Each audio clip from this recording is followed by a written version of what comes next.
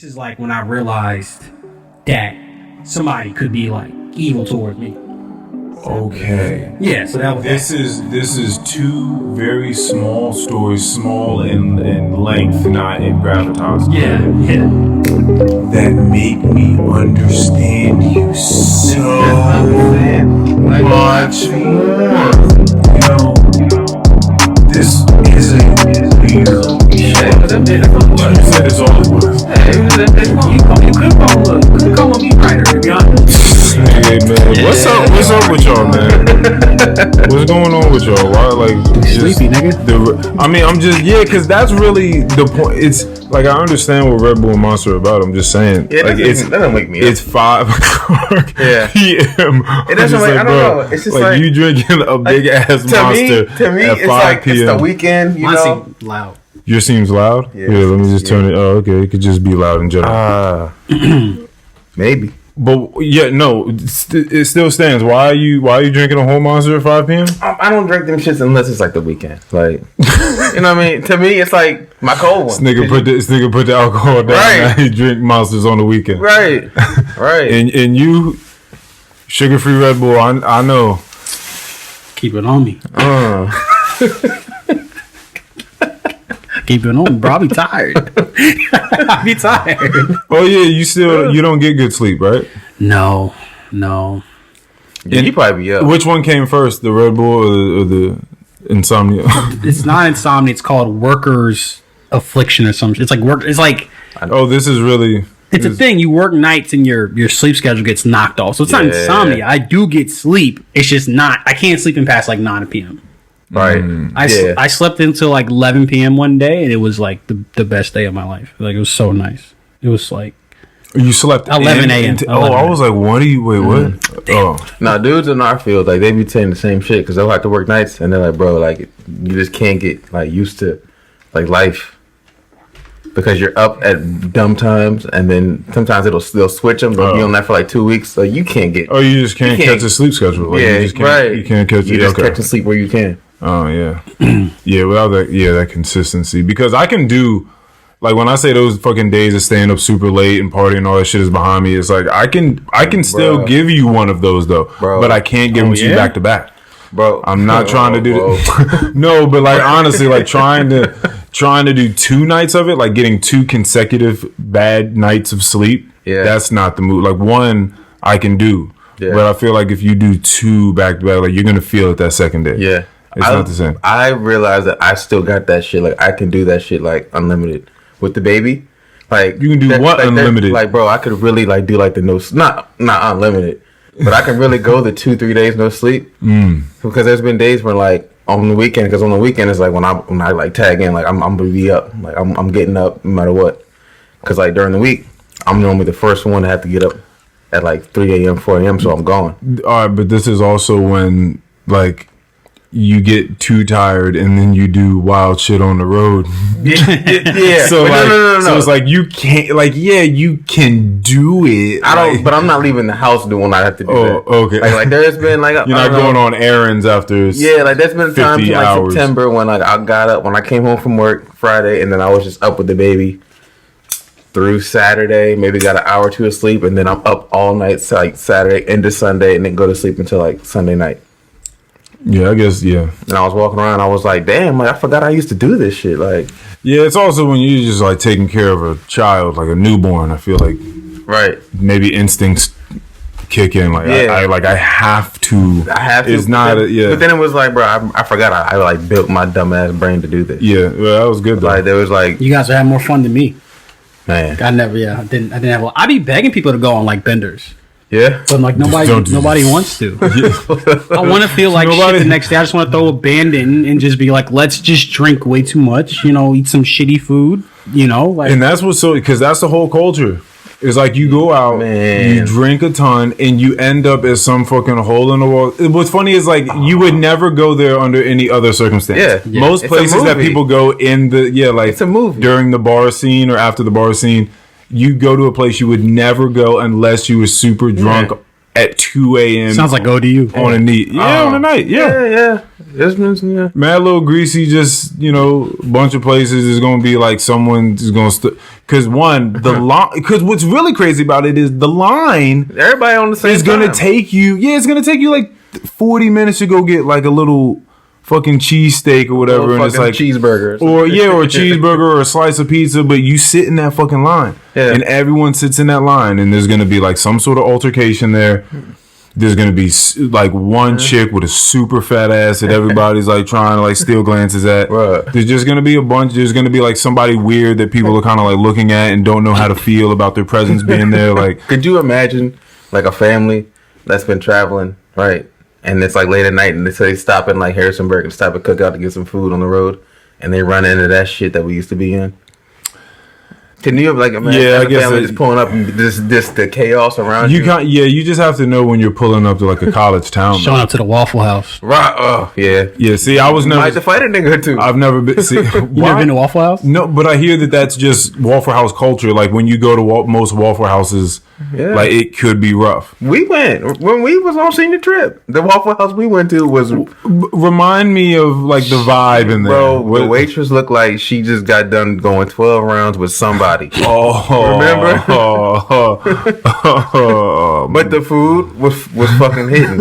Like, that's how you know. Like, if it ain't rough in there, then like Waffle House, you got to rough it up a little bit. Oh, okay. That just made me think of like black music growing up, like a lot of like art that came from like blues, jazz. I'm just thinking of it just being like it needed to be really rough in order for it to happen, and to equate that to Waffle House and how like niggas might have to be going through some shit in there in order for the food to come out at the level it is that Waffle House enthusiasts wanted to come out at. I was an IHOP guy. Ew. I mean, I know. Yeah, IHOP is like for me. Just Ruth Chris prices. It was IHOP. It was like an old guy type of thing. Like I'd take a book in there, talk to the people. Like I know the people.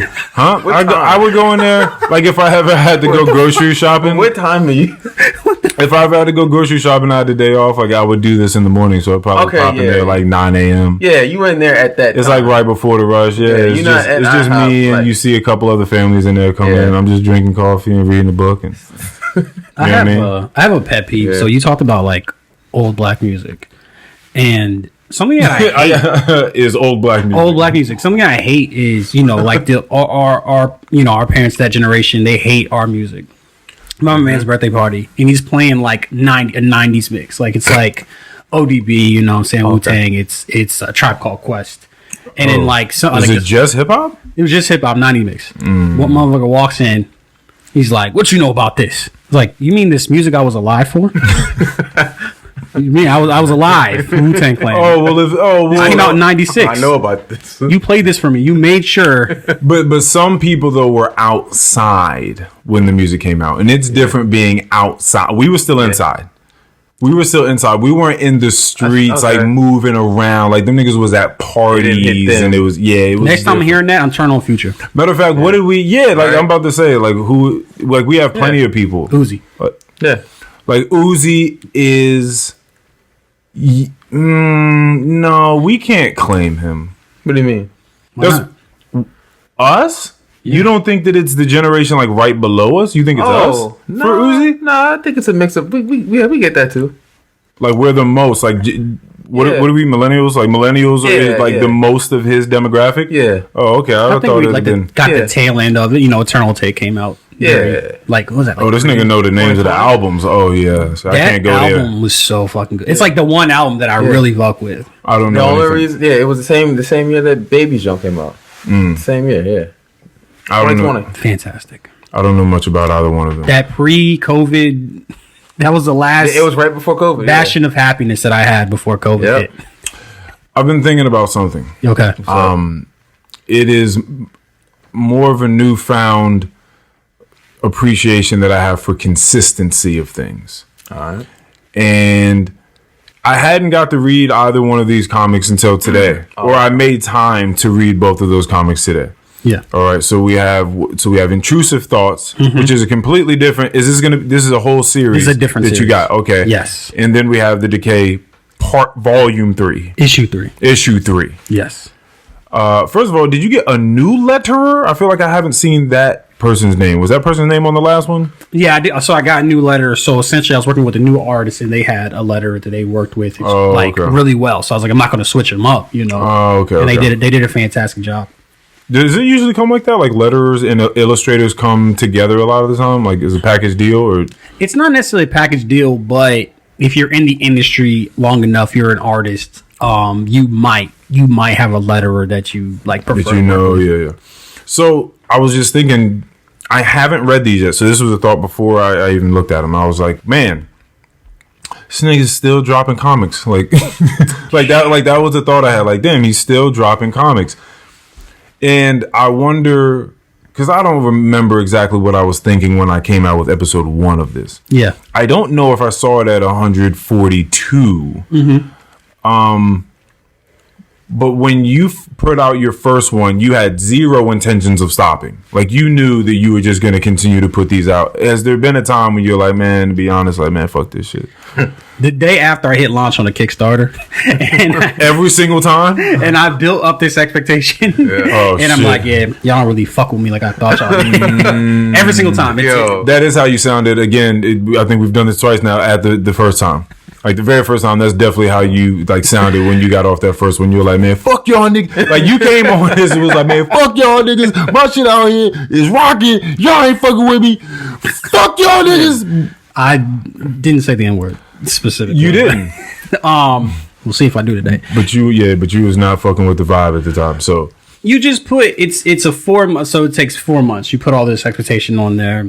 And I've been told that I expect too much too fast. And it is a bit of like, you will see like layman's, like people that don't know, you guys will see a campaign that, well, the goal is 2,000 and makes 3,700.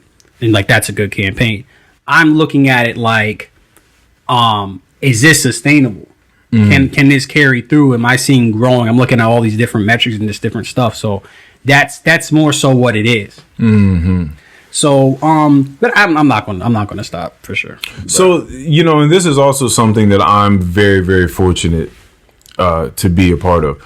I thought that 2 things about my existence were like super duper fortunate. I mean, tons of them, but one, that my favorite thing to do, I don't have to buy anything to do it. Which is just conversation. So like, I don't have to go buy a guitar. I don't have to buy paints. I don't have to buy anything to do it. See, now you could say that you could just write for the love of writing, but I'm certain you would want to try to get some of it out in a nice fashion. So I guess it's a little different because you have to put some sort of money in. Like once I buy this stuff, I'm done. I'm done. It's a one-time purchase. Yeah, unless I want to make it a studio or some shit like that, which I don't really have a desire to do right now. Like, I just want to do this. So, but for you, you're trying to make it grow. If this grows, it grows. But if it doesn't, I'm sitting here chilling, having conversations with people. Right. You're trying to make it grow. That's why you're on the marketing side of things the way that you are, which is why you've been on Twitter every day of your life for the past year, just going crazy. That, like, from my viewpoint, what I've seen, like, I don't think anybody's seen it the way, from our friend group, has seen it the way I've seen it. Because I remember, bro, like, was it 2015, 2014? He was just on Twitter just talking about, like, bro, I'm going to give me an Oscar. And he's like, bro, I'm about to write a comic book. Who's going to read it? And nobody's talking like that on Twitter. So I'm like, yo, I fuck with this shit. Like, let's get it. So for me, I saw that shit, like, start from, like, an idea. Yeah. And to look at what that shit's at now, bro, that shit's so fire to me. Like, that shit's crazy, bro. Yeah, that is really cool to see something as an idea. Just someone, because so many people say things and never do it. Bro, but really that's what I was saying about the consistency. There are a ton of people where they never got to episode 1. Right? Shame. But as Keon did that little research or whatever, this could have been a complete, flaw in fallacy, but he saw some Twitter thing and it was like most podcasts don't get past episode 7. You know what now that may niggas is cowards. That very well may be the case. Yeah. And if it is the case, that's the percentage of people that started a podcast and got to episode 7. But it does not count all the people that never started one but always told people they were going to do one. Right? Like that, so it doesn't count that. there are so many people that never do the thing they say they're going to do. Yep. Then there's some people that start that thing and they dabble and they come out with one issue, which would have been cool. Nobody would have been coming at you crazy if you only dropped the one comic book. Like, nobody would have been like, wow, really? Just one? Well, you fucking I got a lot of ops. I'm not sure about that one. Oh, that's crazy for anyone to do that. But you kept dropping them. Yeah. Yeah. And you're spending money on this, and you're trying to see that fucking return. A lot of money. Even like you posted a picture of like the first con versus the last jump. Like, did you see that? No, I don't think I know if I saw the last one. Oh, was it? You mean a side by side he did? Yeah. Oh, nah, that I didn't. Yeah. I didn't see that. It's shit like that. It's like, bro. Like, you get to see something maturate. You get, right. or I guess mature would just be a better word. But and you know it's gonna go even farther. Like, you just know, because when somebody like Stokes or like us, like when we focus on something, we're like, fucking, I'm doing it. Oh yeah. Like, I'm going to do that's very shit. Well, the thing is, this has been my idea. What's funny is Mo came on here last time and he was talking about manifestation and like why people talk that way. Versus like I prayed to God and God gave it to me. And this has been, I don't really care about the semantics. I know what people are talking about. But my thing is, to say that you manifested something, there is a much more logical way of describing that and articulating that than, the fucking stars aligning and, your fucking zodiac sign mixed in with the day. Like, you don't have to go through all that stuff. Like, you can just say that you have an idea in your mind of something you want to do or a place you want to be. And you start thinking about what decisions align with that thing. Yes, we talk about it all the time. I know who I want to be, so when I make a decision, I'm like, what would that nigga do? He would do, If that nigga would do it, then I'm doing it. That's genius. Like, bro, like this morning, I promise you, I was up from like 4, then I'm like doing sitting it. there, like dreading, like, bro, I don't want to go to the gym. Like, I don't want to go, but I was like, if I don't go, then I'm just a bitch ass nigga. Like, because I know who I want to be, and a lot of those around here. You know what I mean? He would go, so I was like, I have to go. Like, it's not even a choice. That is the way it goes. And so you keep doing things. People do not appreciate consistency enough. No, if you just keep doing something, other things are going to happen. That's just life. Yeah. If you put your mind and your energy and your time into something, you're gonna get better at that thing. Right. You're gonna figure it out more. You're gonna fucking do that thing. It's going to grow. And people don't necessarily like doers. Some people, like, you come off as, we talked about this, you come off as arrogant and stuff like that. Well, how are you doing it? How am I doing? Like, getting better, or how am I doing? It depends. Like, if the person is simply just this hypothetical hater is just simply it's not hypothetical, looking at you and they're just like, oh, that nigga good, fuck that nigga. Like, then that's just crazy. We don't have to have a conversation about that. So essentially, what'll happen is I'm like, I get boisterous. People talk to me crazy. At least at how I see it. I had a motherfucker tell me, you don't know. This is the Stokes part. Yeah, bro, y'all did that nice. I appreciate it. I love the encouragement, the manifestation. Fuck that. I just don't understand how you. No, I do understand. It's because you're on fucking Twitter all day and you're talking shit. Because I'm trying to figure out how you're finding all of these nemesis. Is it nemesis? Nemesis? It be motherfuckers we grew up with, and I really appreciate this podcast for kind of like opening my eyes that this is a city of dreamers. This is a city of people that have interests and hobbies and stuff like that. But there are a lot of motherfuckers out here that aren't. That don't. I talked about it. Like I said, I left Manassas in 2019, went to Norfolk, got a new job, changed careers, and in that time, you guys got arrested. Y'all fucked y'all shit up, and I'm gonna come back here and talk to me the same way we left. It's not happening. But the problem is, people expect you to have humility, or they expect you to act a certain way, and if people want to do that, that's fine. Part of my manifestation is being like, I'm gonna win an Oscar, like I'm telling you. And then people you're not gonna convince me that I'm not gonna be great. And people don't like I said, they don't like doers. To them, it seems braggadocious. This motherfucker told me I didn't know business, and I was like, yo, don't say it to me. We're gonna have a problem. I'm gonna hurt your feelings. And then it's like, whoa, man, let's look at somebody sensitive. I'm not that I'm sensitive. Is that you don't get to say that to me. Like, not you. Mr. Still in Manassas, living in Manassas your whole life. Oh shit! Oh, it's something about people who, I mean, doers aren't gonna hate on other doers, right? If you out here a nigga that's like doing it in whatever field that you doing it, whatever, like that's your shit, you're gonna look at that energy and you're gonna fuck with that because you're like, damn, I can see him, he's getting after it.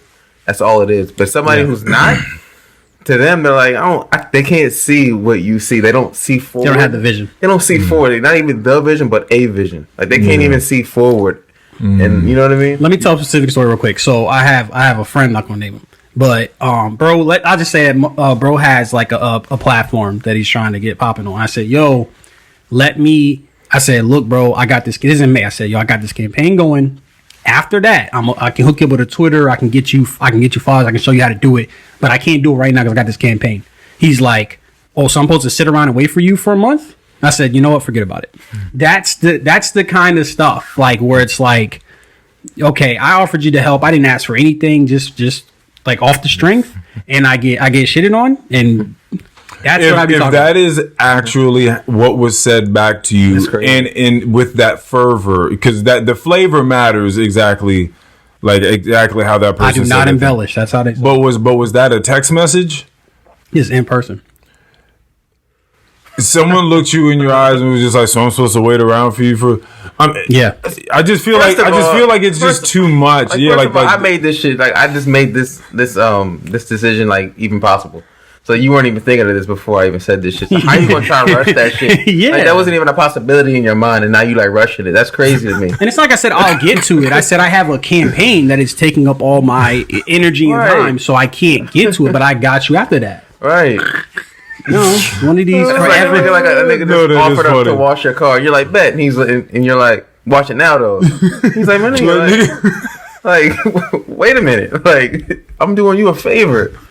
Relax. Oh, that is funny. Yeah, see, I don't. This baffles you because you're a doer. Like this. Right. This is no, I get it. I mean, I do stuff, and you're right. I do think that the more things that you're doing and you're actually immersed and involved with, then you just don't even have the room and the time to just be worrying about what other people are doing, let alone hating on them. Like it's just, I just don't have that type of time. That's just fuel. My brother's funny though. Listen, so. My brother just had bad business with I was like a nursery down in Florida, like a nursery, like a greenhouse type of nursery. Oh, I'm thinking he fighting with the kids. and I think that's where the ceremony was that he was gonna have with his fiance. Oh, okay. But then some shit went south or whatever, and they was talking about we're not gonna give you the deposit back or whatever, no refund or whatever. But listen, the reason I'm bringing this up is because this nigga is King Petty. I love it. King Petty, bro. Yeah. And you know what's funny is there's this ATL. Atlanta. I'm sorry, Atlanta episode. You been watching? I've seen like 2 episodes. Hey. But look, one of them having to do with like who would you become? Like how petty would you be if you had power and money to buy people off, to buy actors? Like how petty would you be? Like how much money would you spend trying to fuck someone else's existence up, or how much time would you invest? I always saw myself as a petty guy, and I'm a petty guy. But I watched that episode and I was like, damn, did Donald make this for me? Because like this is disturbing. My brother made a website, and he's nice at that. He made a website under like the pretty much under like their domain name or something extremely close to it. At that. And then he got it ranked. And I didn't even quite know exactly. I thought I knew what that meant when he said it. All right. And I was like, wait a minute. Does ranked mean that it's going to be in like the top page on Google? And he sent me a screenshot. It's above theirs. So people are going to his website over there. And it's just slandering. It's just telling you everything. He's gotten every bad review that place has ever gotten. Yeah. It's posted. His post is there. They didn't know. Like they didn't know. It's crazy. That's funny. I'm just like, nigga, let me tell you something. That's funny. You're skilled. You are very skilled. Too. And guess what? You're also wildly petty. I love it. You took the time to make a website. You made a page for this. Yeah, I mean, also. But I feel like to him, yeah, exactly. Like he probably sat down, cranked that thing out in like an afternoon. Bro, that shit. I was like, wow. Yeah. this nigga really did that. That's so funny. I love it. But you're okay. Where does your petty come from? Because this is something I don't. You understand? This is another one of our things. This is another one of the Professor X, Magneto, Martin Luther King, Malcolm X type of thing. I think I'm so happy to be your nemesis. This is some of the disconnect.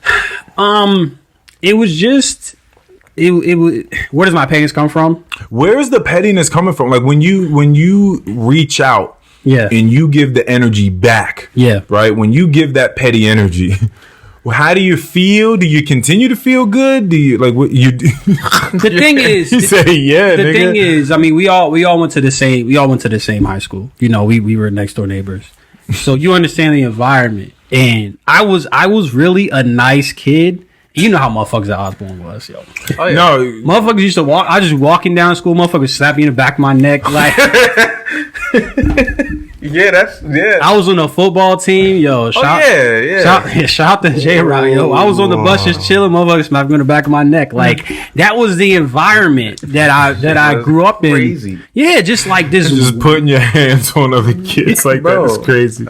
It's like just a really ugly, just horrendous, like combative environment. And like even back at home, like it was any conversation could be an argument, you know. Shouts out to Mama Stokes, but like it was a conversation. I was like, yeah, I'm miserable. And my parents were like, what do you mean you're miserable? Like, you got food, right? And I was just like, good. Everything, like, people had a problem with everything I did, so I just became like super combative. And essentially I found an avenue to get that out is to like do making art and expressing art. That's why my art's like so angry, essentially. And I use the penis as a motivator. Look, I told y'all, like, during the pandemic, like, I leave Manassas. You guys, some of you people should try sometime. It's really nice. I leave Manassas. I go to Norfolk. I get a job. The pandemic kicks in. I can't do nothing. I work every day for like a year. I work Monday through Monday, like 54 to 60 hours a week. You know, every day working, busting out scripts. Like you couldn't go through that without a motivator. My motivator is like, I'm about to prove everybody wrong. Like, so that's where it comes in. I'm only as petty as it would be, like, if it would be helpful. Like, you're rational petty. I'm a rational. Like, if the petty, I've squashed shit. I squash shit all the time, you know. Like, but it's like, okay, it's like you gotta weigh. Like, do I respect this person? Could this bite me? Could this bite me back? No. All right. It's. I've seen you piece something up, and I was glad for that. I was glad because it was. I remember was speaking to the other side of that, and that person was like, "I have no idea what is happening." They know now. Like I know, you know what I mean? Well, no, but it was great because it was just like, "Oh yeah, whatever is going on is a complete misunderstanding. Yeah. I don't know about anything," and then it was just able to come together. I think it speaks to a little bit of like people weren't taking me seriously. Like like I can say that. That's not talking bad about them, but just people didn't take me seriously in general. You know what I'm saying? And that's a problem, you know. So something I've been listening to, Joe Rogan says it a lot. I think it's like I've been thinking about this for a long time. Yeah, I think a better source is just be undeniable. Yeah, just be like, you know what I'm saying? Like because at some point, you know, people aren't going to fuck with you, and then maybe they'll turn back around and it hits them later on or something like that because they need to do some growing or whatever the case is. Yeah, that's how I have to be because if I get petty, we know, like, if I really want to get some shit back, bro, like, shit can get funny. So, like, me, like, I love pettiness, but I know for me, I can't do it myself. You got to pick your battles. Yeah, I have to, like, just, like you said, I have to be undeniable and just be great. Be great. Exactly. But I love when niggas are petty, though. Like, that's so funny. That's like a drive for me because I'm like, yeah, get them. It's like someone else is doing it the way you want to do it, but like shit, like talk it, do it, like show them niggas. But that's what I'm into is do it. Because I'd like for someone. No wrong way. Because for me, I think I really, really love the phenomenon of grace. Because grace is like a very interesting thing because it lies between just being like a super nice person, right, and just pure elegance. The movie Black Swan was about this actually, but and then just sheer chaos. There is something about being able to just like move briskly. Are you talking throughout whatever is going on? Natalie Portman. I'm thinking about grace as in like you fighting somebody and you just knock them down, but you don't like stomp them. You just let them keep getting up and just keep putting them down. That is a form of grace within a street fight, right? Yeah. Because within a street fight, I'm certain you can find some grace. I'm just gonna bust your ass over and over. That's like that. Like I'm going to fight you like a gentleman in a sense. Yeah, right. Yeah. Right, like that. That is graceful. But there's something to be said about being able to find that medium where you don't have to. Because you probably found this in life. I think you have. Oh yeah. Because I know who you used to be. Right. A lot of us, especially men, think that at some point in time, you have to come off as a threat. Yeah. At a lot of points in time in order to be taken seriously. Right. At some point, hopefully, you learn that you don't have to be a threat, but you do have to stand your ground.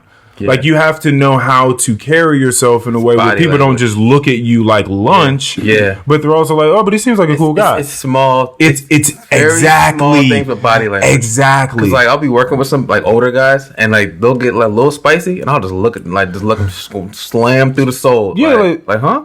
And they'll just be like, no, I was just saying. I don't get disrespectful at all, but like, it's like they can feel it. Like, okay, I can't stand old heads, man. Oh my god, motherfucker, we gotta respect your elders. I am ageist, bro. I work with motherfuckers. We at the same position. I gotta respect them. You should respect me. I got this job 40 years younger than you. They may have been here the whole time. I think so. Because you got those people at companies where it's like, yo, I've been here for 25 years. Like, you ever seen Pirates of the Caribbean 2 where it's like what's his name, Orlando Bloom's dad, and he like leans forward and he's attached to the to the ship. That's how motherfuckers be at that. Because he was like a fucking crustacean at that point almost. Yeah. He just stuck into the. By the way, do you doing intros or you just? Wait a minute. Did you ask me that at 30 minutes in? Welcome to the Any Last Words. Like, nigga, no, I'm not doing that shit. No, this is okay. So I cut that shit out. Really? Yeah, just a couple episodes. That threw me off. We're just because for me, and this actually goes back to your point of creating. More so, my question to you about could you just create and not spend a ton of money, and still get that sort of thing? But again, you're looking to try to get it out as I am. This just happens to be a very interesting sort of medium where again I got this stuff, I'm just gonna keep recording them. It doesn't take me any more money to do that. You were spitting when you said that like it does cost a lot to make comic books, and no, I would not be satisfied with just writing. I've been writing for like 15 years. I'm done. So going back to like the root of this, I want sometimes I'll go back, I'll listen to episodes, sometimes I'll just look at the stories and I'm just like, damn, these are just awesome fucking memories. Yeah. Like just going through this and I can chart out the trajectory of my growth listening to them. I'm like, this shit is wild listening to, like wild having, and also just having close friends and family and stuff like that listen to it and being able to hear feedback. Like this shit is dope. And I want to do this thing as best as I can. Yeah. And that's just find new ways, and not even new ways, but just digging in the grooves that I've already been digging in to make conversation better with people. Yeah. And a lot of that is don't stop the conversation that you're already, the flow that you're already having with people simply to do something that I thought I gotta have an intro. Yeah. Right? Yeah. I have to. That's what people do, right? They do the intros. It's like a show. Yeah. I just don't have to do that. Right? Just fucking record the stuff. You make that music, which is so cool. I like that music. And then you get a conversation. And if you like the conversation, if it feels like inviting or it's desirable to you, then you'll listen to the conversation. Exactly. And that'll be that. You don't need to know. Listen, all the stuff will be in the description. You want to know all that other stuff, where we're at on Instagram and what the link is and who the person is. So I feel it though. You know what I'm saying? We're having conversation. Absolutely. I mean to bring it back, but I do have to shout out somebody very special to me. A beautiful young lady, curly hair. I don't know if you know her name is JP Boyce. And I just want to thank her so much. This is such an apology for some shit that you have going on. It's not an apology. It's just an expression of gratitude. I have nothing to apologize for previously. But no, I just want to thank. She's just so special to me, so great.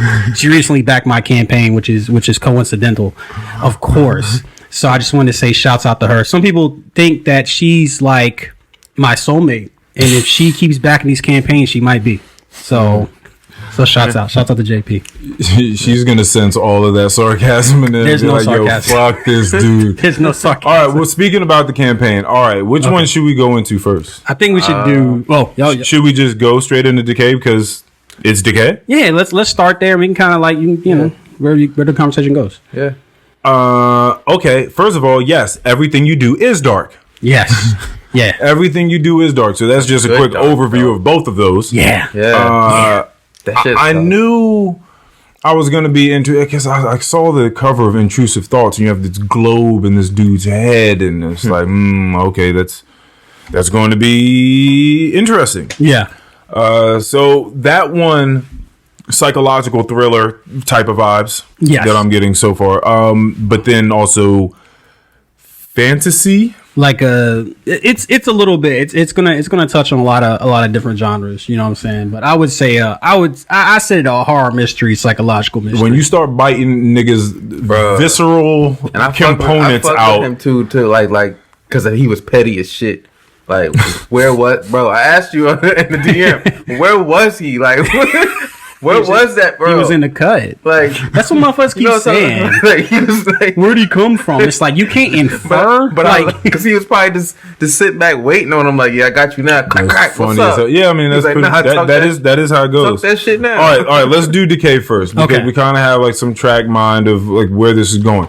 Interesting, because again, I never look forward into these. I never think like, okay, what is he going to do with this? I just let it come Right. as it does. right. So I did. You relax.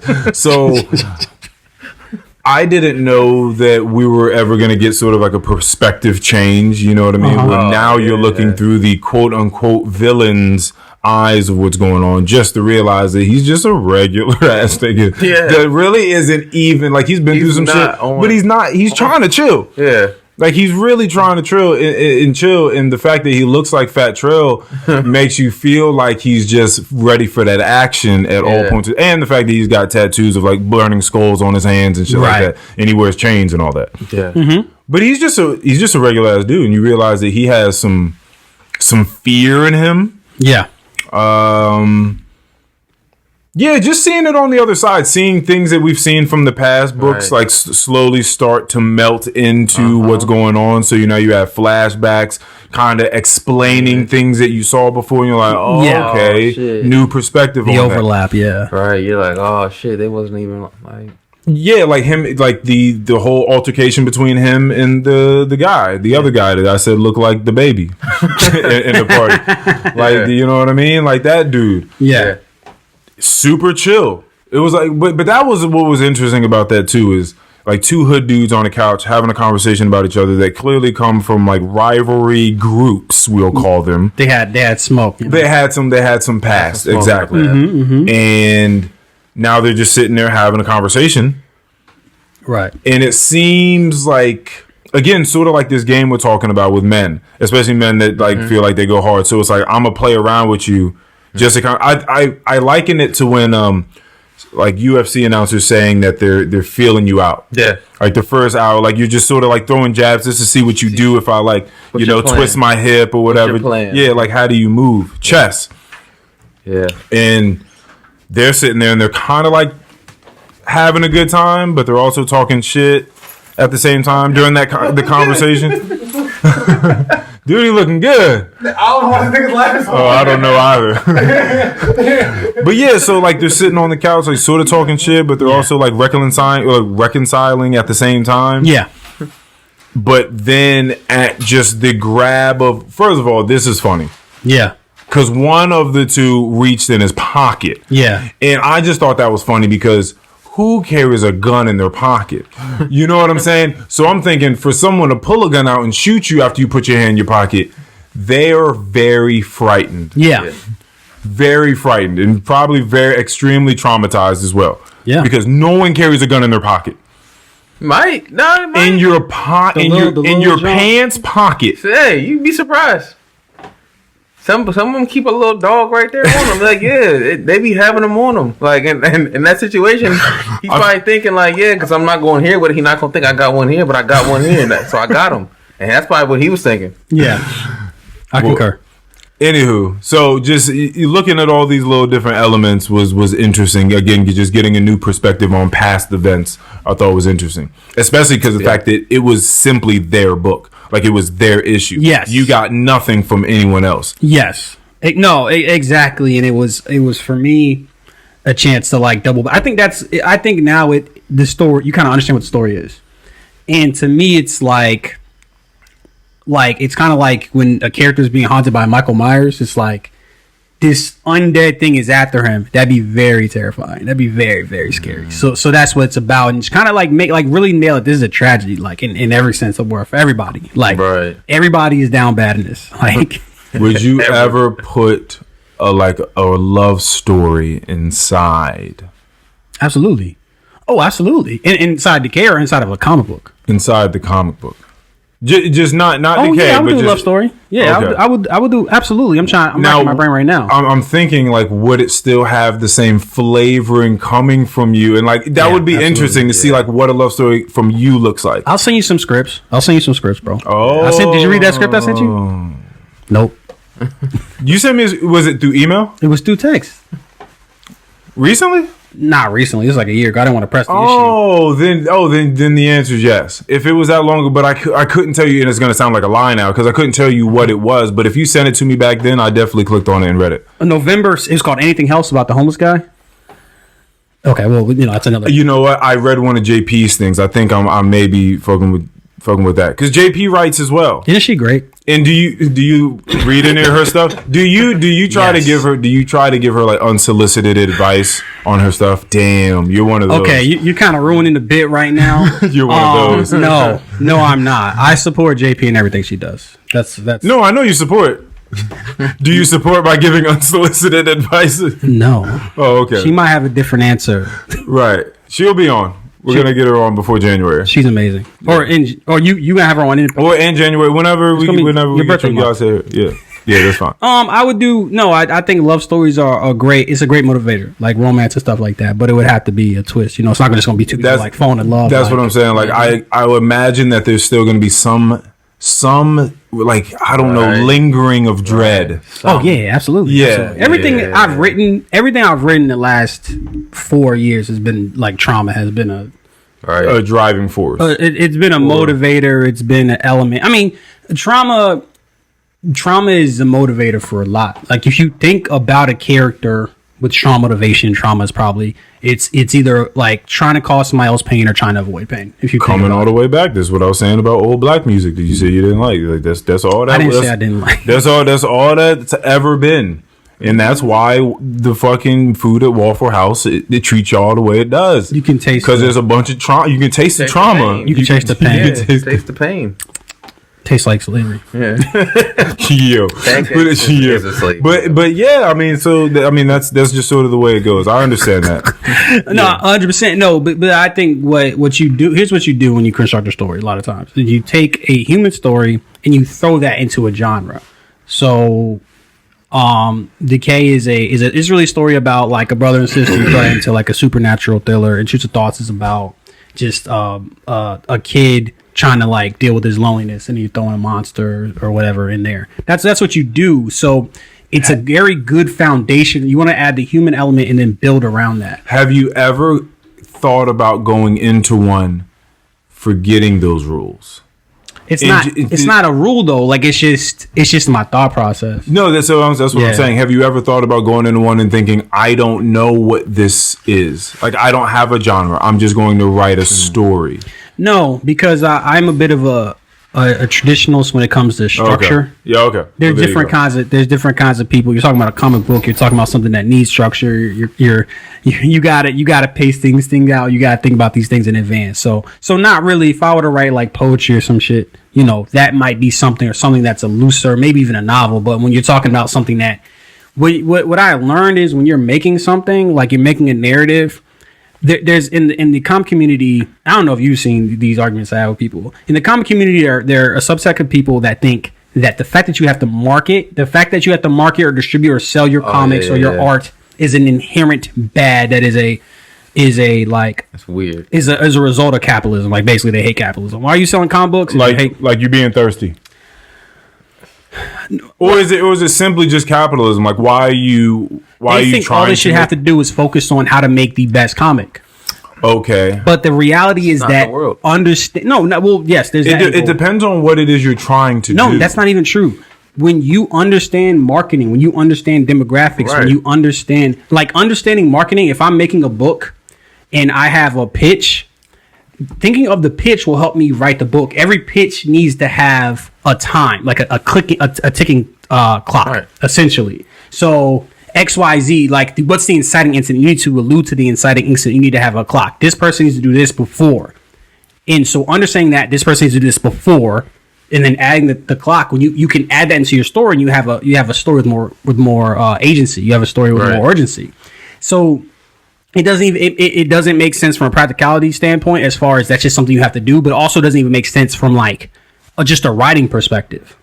Because once you understand, Intrusive Thoughts was a product made from understanding the industry and the climate and the circle of people, and that's what that came from that. So it from no angle doesn't make any sense. No. I don't mean an angle of clearly making money. I mean, or garnering a following. I mean, you could come up with an idea, write a comic book script, put your money into it, get the comic book, put it out on Kickstarter, and walk away.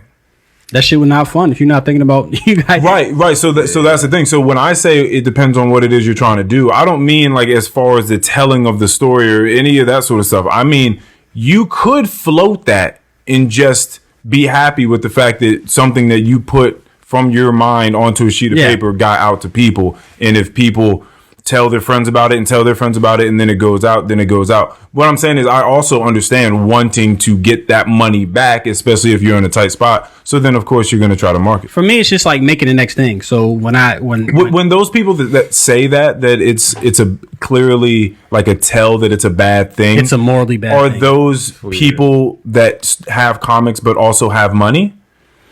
I don't know. I don't get to these. I don't really associate with people like that. I kind of just argue with them because it would be difficult for me to believe that there are a bunch of like tier one, just entry level comic book. What do you call them? Just comic creators. Well, comic creators, but what's the term for just like entry level? You call them like not local, just indie. Indie comics. I don't see anyone that is like in your position that would be shitting on the fact that you have to put something into it if you want to see something coming out of it. Like people with the same amount of dollars that you have in your pocket or your bank account that have the same amount of comics, I would think that they would have roughly the same idea of it that you would. But if you were super successful and you already had the momentum working for you, you might say that because you'd be like, oh, y'all got to promote y'all shit.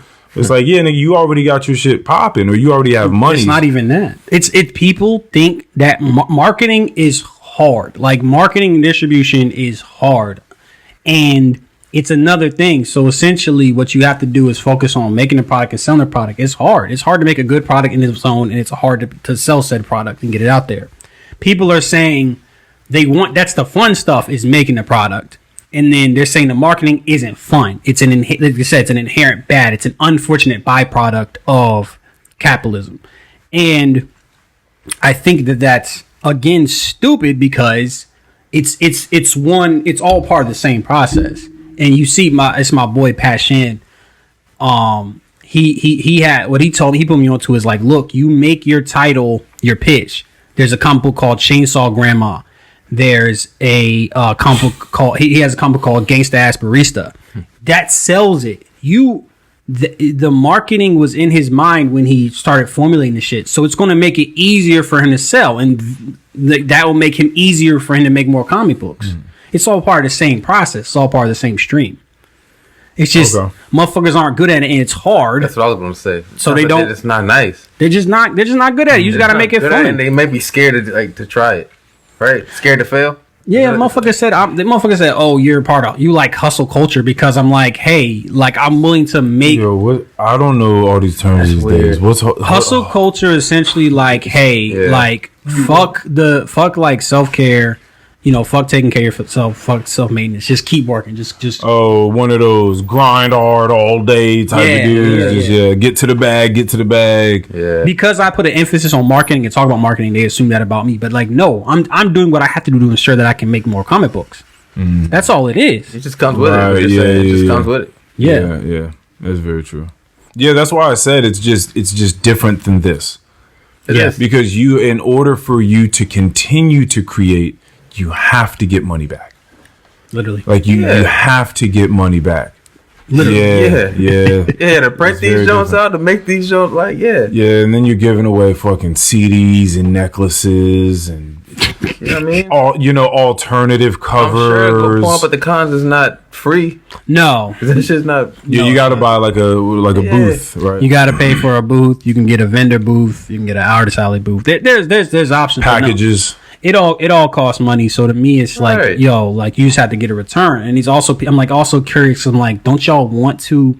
I saw this stupid ass post, but it was like, can you imagine being in the Paleolithic age? You don't have to do anything, no jobs. You just have to stare up at the stars and make music. It's like, you never heard of a fucking hunter-gatherer? Like, that's an... Nigga had to hunt and gather. And they had jobs. All day long. You had to do something. It's like, look, if y'all tell me late-stage capitalism is bad, I agree with you 1,000,000%. But don't sit here and act like this shit was... Do you know... Hold on. This shit was roses until like 1930, like the Great Depression. That's what I'm saying. Like, do you know how detached you have to be to think that you just gonna go back into them times and that is sweet then? Yeah. They're like, life is sweet.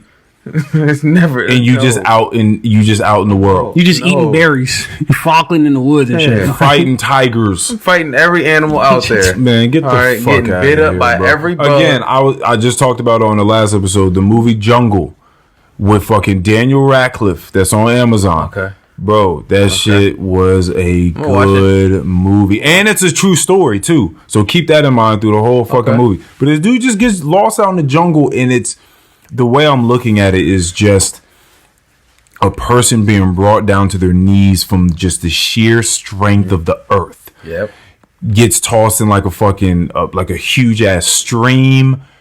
You don't control what you do or where you go when you in one of those type of streams. You just doing whatever the water take you. Yep. You might smack your head on a big ass rock. Yep. You might not. You find yourself in some quicksand, nigga. Just imagine just walking through the jungle and you just drop into the earth. And the earth is slowly eating you. They're just going down like, at least I don't got to work at a desk job. Yeah, just it's fucking crazy. And having to try to find a way out of that. Okay. Like, just, bro, it's just... I'm gonna watch it. Bro, it's a good fucking movie. I'm gonna watch it. Yeah. You gotta watch Shout that out to Daniel Radcliffe. Shouts out to Daniel Radcliffe. He was able to do something meaningful after Harry Potter. But, yeah, essentially, people have just, like, the worst. They just have a bad mentality. And, like, look, I have to tell stories to be happy. Like, I'll go through I'll go through a depression spell, and I start working on something, and it's like, damn, I'm fixed. Like I'm like damn, what's wrong with me? I just feel fucked up, and I start working on Intrusive Thoughts. I'm like, oh my god, I'm like happy again. It's just I have to do this to like survive, basically. So I'm like, I'm doing whatever it's like. You mean I have to do? I do a podcast. I did a podcast last night. I drove here to this podcast. Like, is that really killing me? Is that really like? Is that so bad? So it's just people have just like this backwards mentality, and then that person that had the conversation had the nerve to like send me their Kickstarter, like hey, check this out. I'm like, yo, I thought you didn't like capitalism. Like, get this shit out for free. Oh, somebody came back around. Okay. And they're kind of engaging in like the whole like promo thing, and it's like uncomfortable. It's like painful to watch, and it's like I don't know what people. I mean, I never understand any black or white statement. Like, I understand, but it's just like there's so much work to be done on it.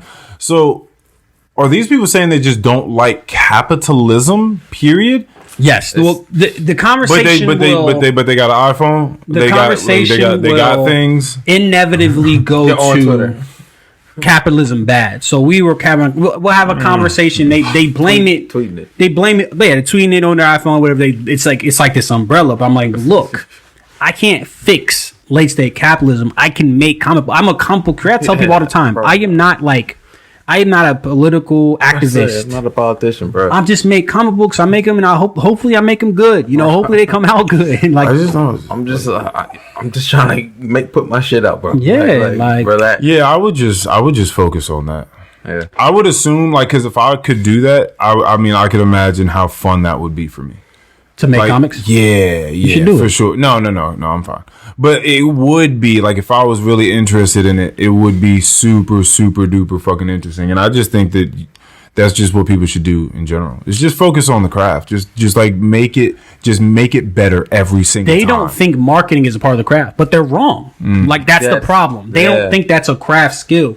Like that's just great. This is a skill to be to be invited back here multiple times took skill. It took practices. Like I come up with the bits on the way up here. Like I got some shit in the chamber right now. This is so funny because and then I just come here and I have nothing at all planned. So I have no idea exactly what dance is happening and like when you're deciding you're gonna start slipping things in because I haven't because I don't speak to anyone before these and be like, yeah, so this is what we're gonna talk about. So it is interesting. Right. Well, you can't tell. You can't. You really can't tell. Like I just got him in the chamber. I mean, I have to say that. Got him in the chamber. You have like having charisma is a skill. Like being funny is a skill. Being personable is a skill. These are all things that you have to work on. And I mean, you don't have to work on them, but there's something you can do that can help you.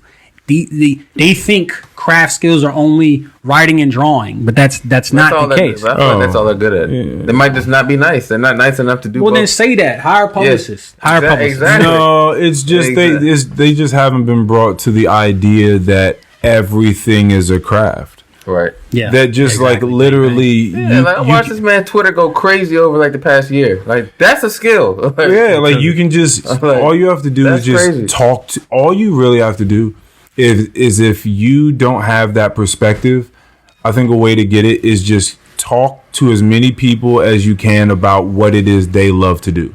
Mm-hmm. Yeah. Because the more people you talk to that have different interests, that talk to you on end about what they love to do, you're going to realize wild parallels between all of those people. Yep. And then you're going to be like, oh, okay, so this is really all the same thing. It's just you paint or you make a comic or you're on a podcast or you do construction but it's really or you market. But it's really all this. It can be all at the base of it. Like it's all come from the same stuff, but it looks different on the surface. I just watched that movie again, Soul, last night.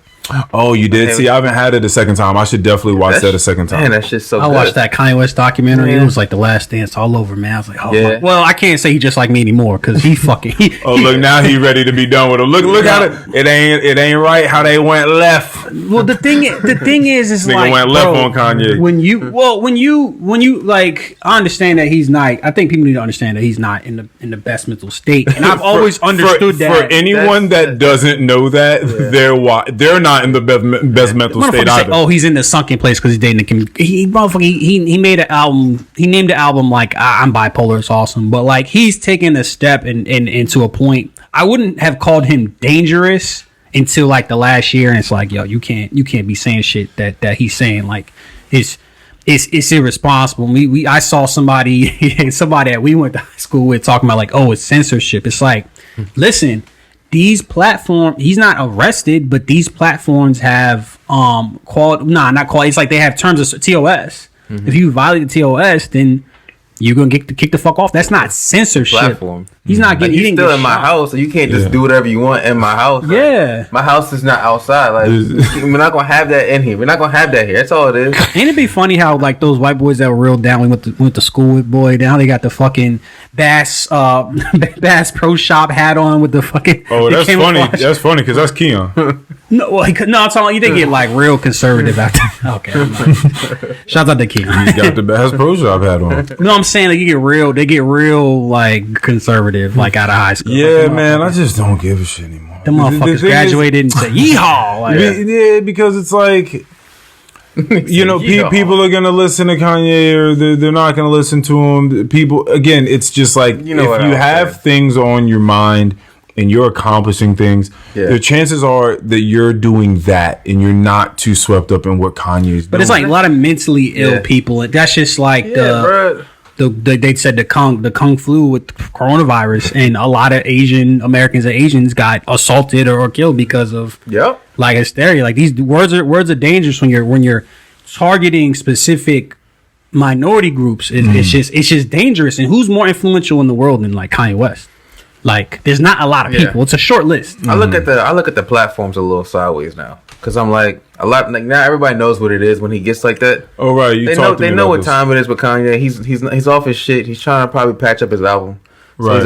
He's a little loose. Right. Yeah. His research has said that Kanye, in his theory, is that Kanye stops taking his medication when he's in creation mode. Right. So then it's not that he comes out and wiles out as an actual conscious rollout, but that he's just wilding out because he's off his meds in creative mode. And then an album follows up like 2-3 months later. It's happened like every single time now. So I feel like the platforms, like they know that this shit's happening, and they're like, yes, bring him in. Let's get a Kanye moment. Let's get these clicks. Not knowing. And then they'll say something super crazy, and they're like, oh, we don't stand by that. Then they want to pull they'll say they don't stand by, but it's still a dub for them because they're still getting all that matters at the end of the day is the numbers and the traffic. Right. So if they get the numbers in the traffic, then it's just like, okay, cool. We can apologize for this thing, distance ourselves from Kanye. Because I'm certain that people also know that they may have to distance themselves after the interview. Like LeBron. I'm certain that people know that when they go into conversation with Kanye, something may happen where afterwards they got what they needed out of him, and then they're also going to distance him. And you can tell the difference when he's on him and when he's not. Because when he's on him, he's like smiling, he's talking slow, he's staying on topic. It's like a regular conversation. But when he's off them shit, he's like intense, looking right into the mic, going from topic to topic to topic, and you're like, bro. But like LeBron and them, I think they had booked him months before to come in, and when he came in and like they were talking to him, like they realized, okay, he's in one of the modes, so we're not gonna put this shit out. Like we're not even gonna get into this shit right now. But the shop is also like, isn't that like a PG-13 version of podcast? They be in there talking. It's on HBO. I would I've heard a lot. Okay, I don't necessarily love LeBron. So I didn't get too many. LeBron is like plywood. He has no personality. But like, and y'all know how I feel about listening to a podcast where everybody be cutting every motherfuckers off like that old Drink Champ shit. So I can't. It was LeBron and it was Maverick, and then somebody's like, LeBron, who's the best rapper you ever heard? He's like Lil Durk. Maverick was like, no. Maverick was like 2 Chainz, and then he's like Lil Durk. He's like 2 Chainz, and he was like. 2 Chainz, and LeBron is like, no, it's Lil Durk. And it's like Maverick's like, well, 2 Chainz can ball though. I'm like, this is arguably a top 3 basketball player of all time, and he's telling you that Lil Durk is better than 2 Chainz, but your goofy ass won't shut the hell up and let him elaborate. It's so annoying. Yeah. Again, those aren't some, but some people just like a show. Yeah, they're not into it for like it's not about just the conversation. Yeah, like you just want a show, and you got a bunch of air horns and their drinks and their bottles everywhere, and people screaming, and you got people going crazy, and they talking shit about other celebrities, and you're like, oh shit, they talking shit, like they said they fucked that nigga's bitch, like like you know what I mean, like it's a circus. Yeah, you know what I mean, and like a lot of people like shows. That's just what I like this shop. I would love to go in the shop one day, but that clip pissed me off. It was like, dude, just shut that. You know how I feel. If there's an expert. If you had a story about meditation, I'd be like, yo, Earl, nah, hold on. Like this yoga mat is better than the. I don't know. I've never meditated. Yeah, I've never meditated. I know you have. I know you. I don't even got you like really trying to give that like a try. Actually, I did. There was a stretch where I really did try meditation. And what did you try? Like who put you onto it? What did it look like? I was like, man, I don't know. Like I was just really stressed out. My job used to be really stressful, and I would just try to like just kind of take a moment in time, kind of take a breather. Okay. To be clear, I'm a very big proponent of mental health. You know. Yes, we have. Just mine just needs therapy. Work. Yeah, 100%. Like that's what that hustle culture comment really pissed me off. Cause I'm like, dog, just because I need to do sell comics, you think that I don't care about like mental. That's a dangerous thing to put out there, especially on Twitter. It's just you saying again, the hustle culture just makes me think people are just so linear with their thoughts. Yeah, so unidimensional. Like because you can just throw something on someone and then not have any conversation about it. Like, oh, you believe in hustle culture? It's like nigga, like maybe there's certain things in it that I agree with, that I encourage more than others. Maybe there are other things that I completely despise and I think are corrosive and toxic, and I don't encourage those at all. Like, what are you talking about? Exactly. That's why I love the Twitter spaces, because you get a lot of nuance. I'll have an argument with somebody and then kind of have a Twitter space about it. We can kind of chop it up. I got into some heat yesterday. I can't even get into the specifics of what happened because it's kind of technical.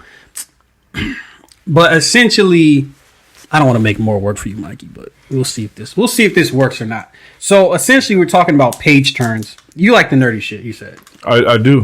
Okay. I do like nerdy talking shit. About page turns. So I saw you tweeting about page turns, and I was wondering what you was talking about. I got hit the fuck up on that one, but I was like, man, I got a lot of followers off that bitch too. So a page turn is essentially the even page. You're seeing it, so you're turning, and in that half second, you're trying to create suspense. So in this frame, somebody's about to get hit by a car. Somebody's about to get hit by a car. So when you turn, there's a moment of suspense. Okay. My argument was that every page, the reason why I think they're not necessary is because it happens 50%. It's a coin flip. There's 2 pages. It's gonna happen 50%.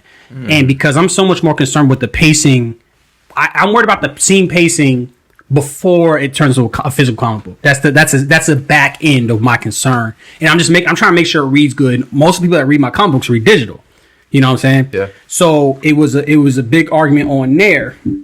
See, this page would have made a really good page turn because it's something suspenseful. So it's something suspenseful. But I just said, you know what? I think my comic book is really well paced. I wouldn't make any adjustments on the other page enough for me to add another page. You have to do it it has to be divisible by 4 because every page has 2 sides. You need 2 pages to make a. And so it was a conversation we had, and a lot of people jumped down my throat. A lot of people agreed. And then I had a Twitter space about it so we could talk about it and work things out. And it was a good conversation. So you're banking on most people rocking with it digitally. Yeah, that's a fact. Yeah. I feel that. I had 3.5K views on the KSU1 on Global Comics. Mm-hmm. So if you divide that by 28, that's like 100, at the very least, like 120 plus people that read it. I don't know if 120 people bought. Yeah, they did, but I don't have the figures in front of me. Yeah. But generally speaking, I give out the Google Drive link like it's candy. Right. So more people are reading. I wouldn't even have thought of the page turns like that until you broke that shit down. Mm-hmm. Yeah. They really be getting the niggas' brains because that's not something that I would even. You know what I mean? And my thing was just look, it just seems a little bit obligatory. And so what if what if this other page before that? It would ruin the pacing to add more information to it. So I just it's overrated. The motherfuckers jumped down my throat. Yeah, and that's kind of what I was getting on earlier. Because this being like everything else to me that is creation, I think there's a certain amount. I think that people get really, really good because you have to start at basics. You understand the basics of whatever the thing is. You get that. Then you probably start doing that thing more and more, and then you start looking at other people that like maybe you admire or whatever that don't do the same thing, and you take little bits and pieces. Then you kind of sound like them or look like them or whatever for a little bit. Okay. Then maybe you keep doing it, and then you take that thing and it becomes more subversive. It's like all of those other details or elements you took from other people become just like little elements of you. And then you kind of blossom from all that shit. And then you start making it look like you and you only at that point in time. Yeah. And at that point, again, this is like some shade of undeniable. Right? Like that. Like that's kind of the whole point. Is it? Well, first of all, is it? To be undeniable?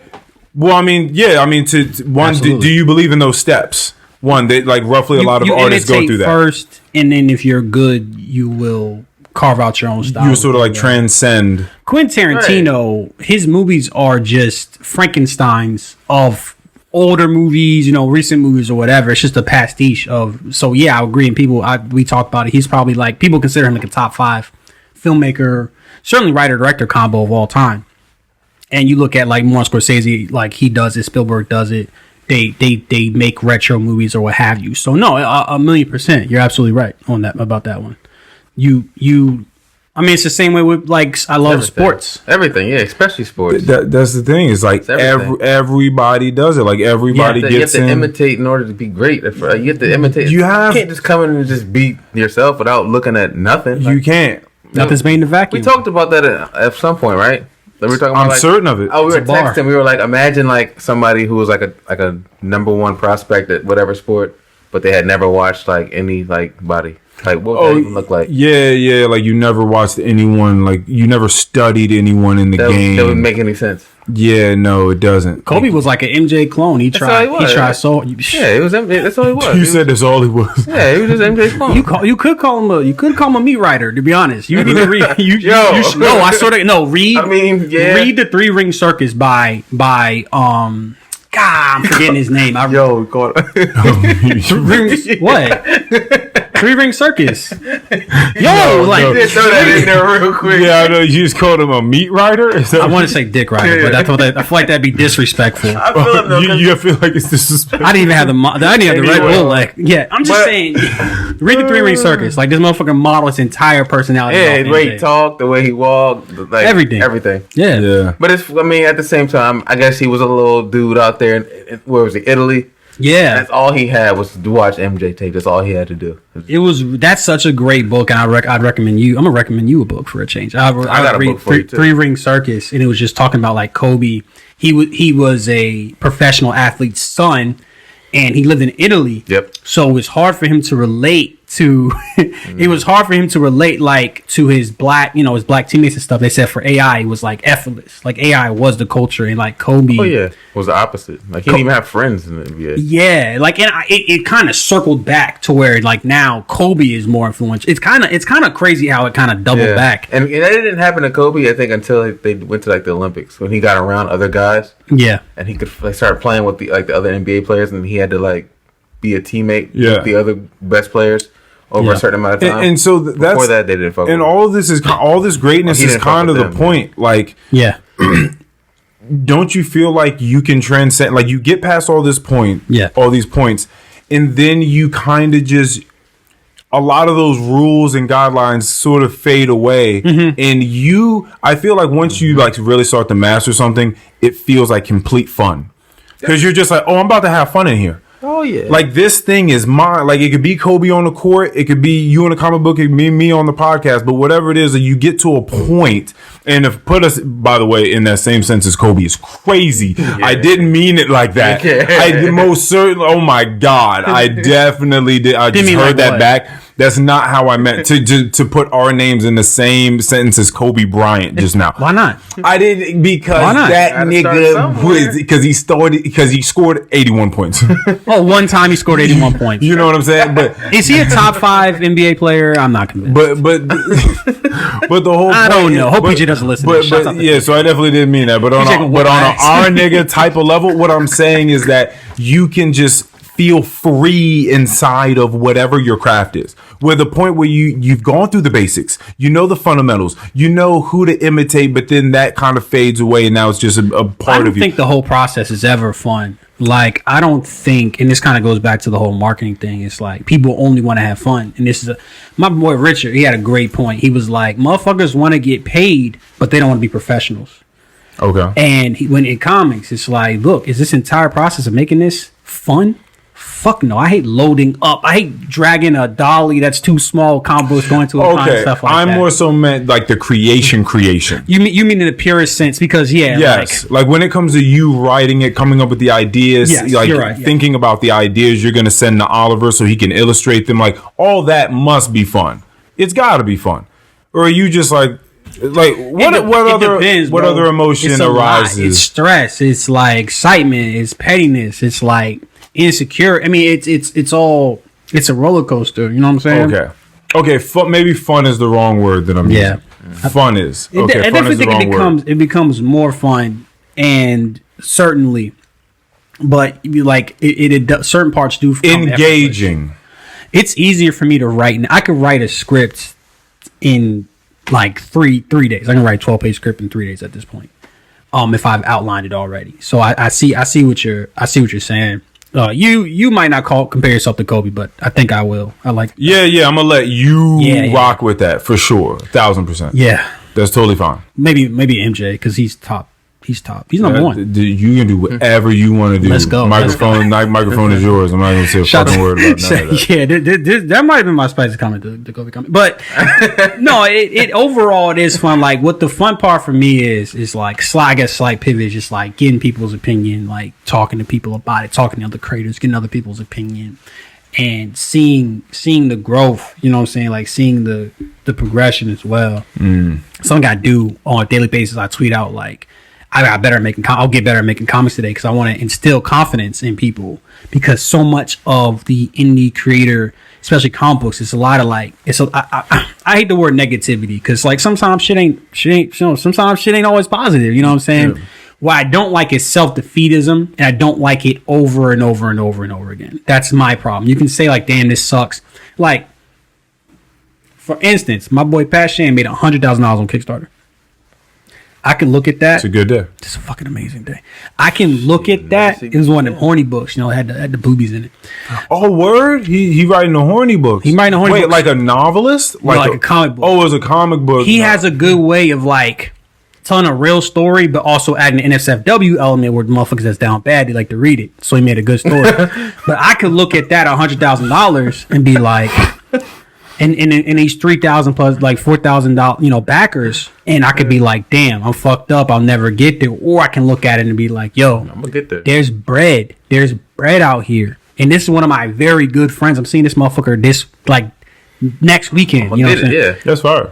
That's fine. I'll be in a space with this motherfucker like once or twice a week. So it's like it's just a matter of just perspective and shifting your perspective and being like and taking accountability. Like you're a doer, so you see that as fuel. And also shifting perspective is kind of again this point that I'm a little stuck on, which is you said that you dropped the rule of listen, maybe the second page isn't going to be the suspenseful page because it may fuck up the flow of the whole thing. Exactly. And that was me asking you the question before of going into it.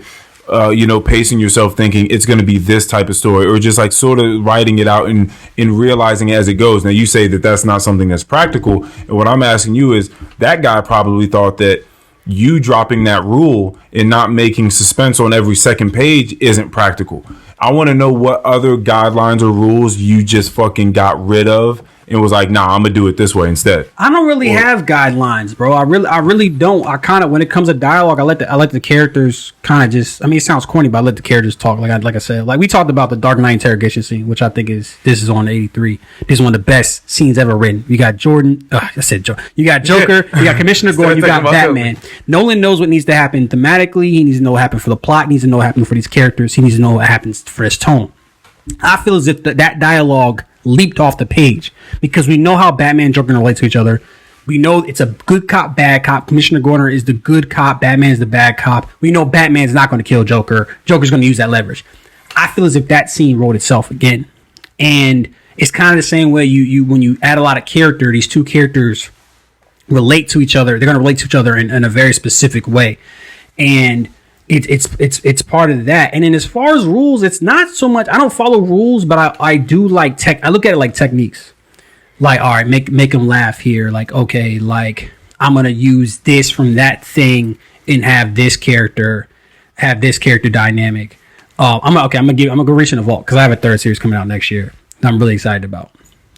Okay, never mind. You're gonna have to wait for that. But there's a great jeez, I'm sorry. It's like my favorite part of the process is just like having just a fucking banger line of dialogue, just like a fucking just hit you in your fucking mouth like some Aaron Sorkin shit. You know what I'm saying? Like just drop somebody on the man.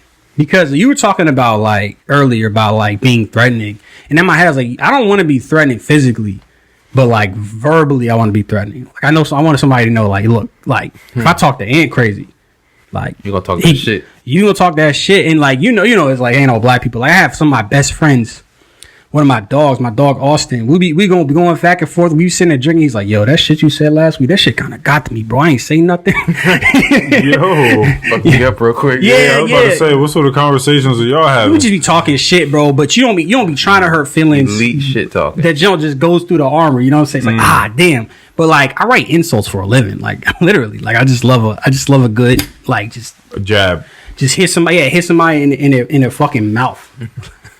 Oh, it seems like a bit more than a jab. This nigga going for a hook. Hold on a second. There's a character, so it's going to be a two relatives, and like one thought the other one was dead, and they kind of immortalize this person in their head. You know, when somebody passes, you kind of like glorify them, and the person doesn't come back to life, but they're discovered to be alive, and they're talking to him, and the other person's pissed off. He's going to be like, "Hey, I liked you better when you were dead." Like that's going to be a line of dialogue.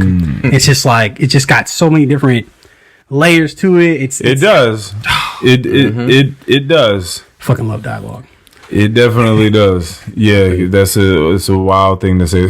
It's fucked up, you know, and that's what it's after. So I just want people to know, like, I just want to be able to hurt feelings. I liked you better when you were dead. Yeah, it's like I want to be able to hurt somebody's feelings if they want to take it. That's a holy fuck. Like somebody, it's got layers.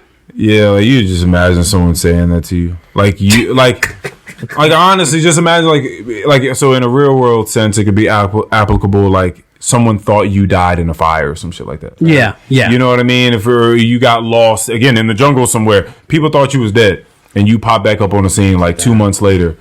And like their whole time, all they're doing is, as you said, glorifying you, or maybe they're thinking about only the great moments with you. Yeah. Right? Because that's probably what you're going to do. And you're just like, man, they were great. Because you notice like when everyone dies, like everyone's a great person. Yeah. Like that's like literally everyone was a great person that ever lived. Yeah. Because no one ever says anything bad afterwards. Right. Unless you're fucking Kevin Samuels. You must not be on Twitter when somebody dies. Things are different now. Because that's why I said unless you're Kevin Samuels. Because I know that things changed recently in times and people just started. Nigga. Like I think like the Queen died. The people started talking shit about the Queen, right? They were on her. Twitter is the most toxic place. Yo, it's different. Because it's not that it's not a real place. But it's certainly an extremely impactful place. Yeah. Right? Real, you can divvy up that word however you want to, but it's certainly impactful. It's an ocean, and however you craft out your little channel of water that comes your way, that's for the your feed that comes your way, that's what you're gonna see. Yeah, but people just talking shit about people on Twitter after they die. It's just that's fucking wild. Now, Twitter's the most toxic place. I pretty much started watching basketball. The most toxic place. Was the I love starting a new sentence? Yes. Oh, okay. Yes, it was, sir.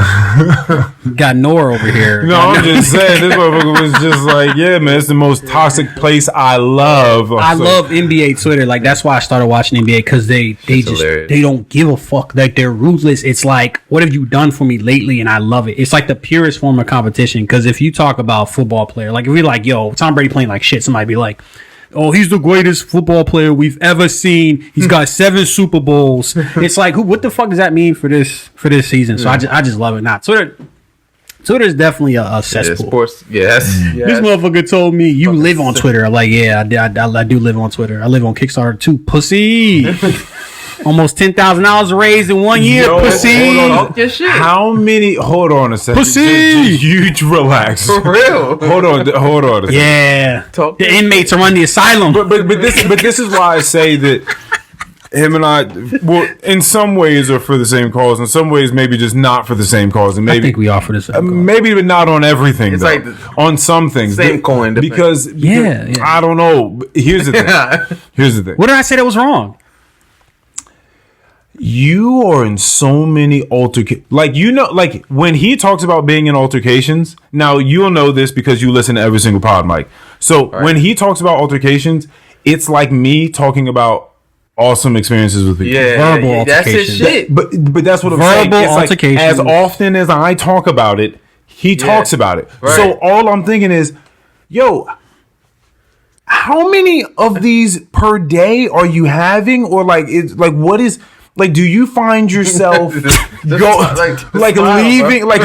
the house every day with shield and sword in hand, Well, like we talked about, that's the environment I was raised in. Like I went to Mets and I went to Osborne Park. I was raised by like Wolves. Nathan Anthony Stokes, rest in peace. Mama Stokes. Like it was my environment has always been tough. You know what I'm saying? Like there's never been an easy part of just being Anthony Stokes. It's the character arc of Stokes himself, bro. So you've been in resistance like your whole life, like in pretty much every pocket you found yourself in. Bro, I have a story. I don't know if y'all want me to this one is fucking black. I'll tell this story. I won't say names. Okay.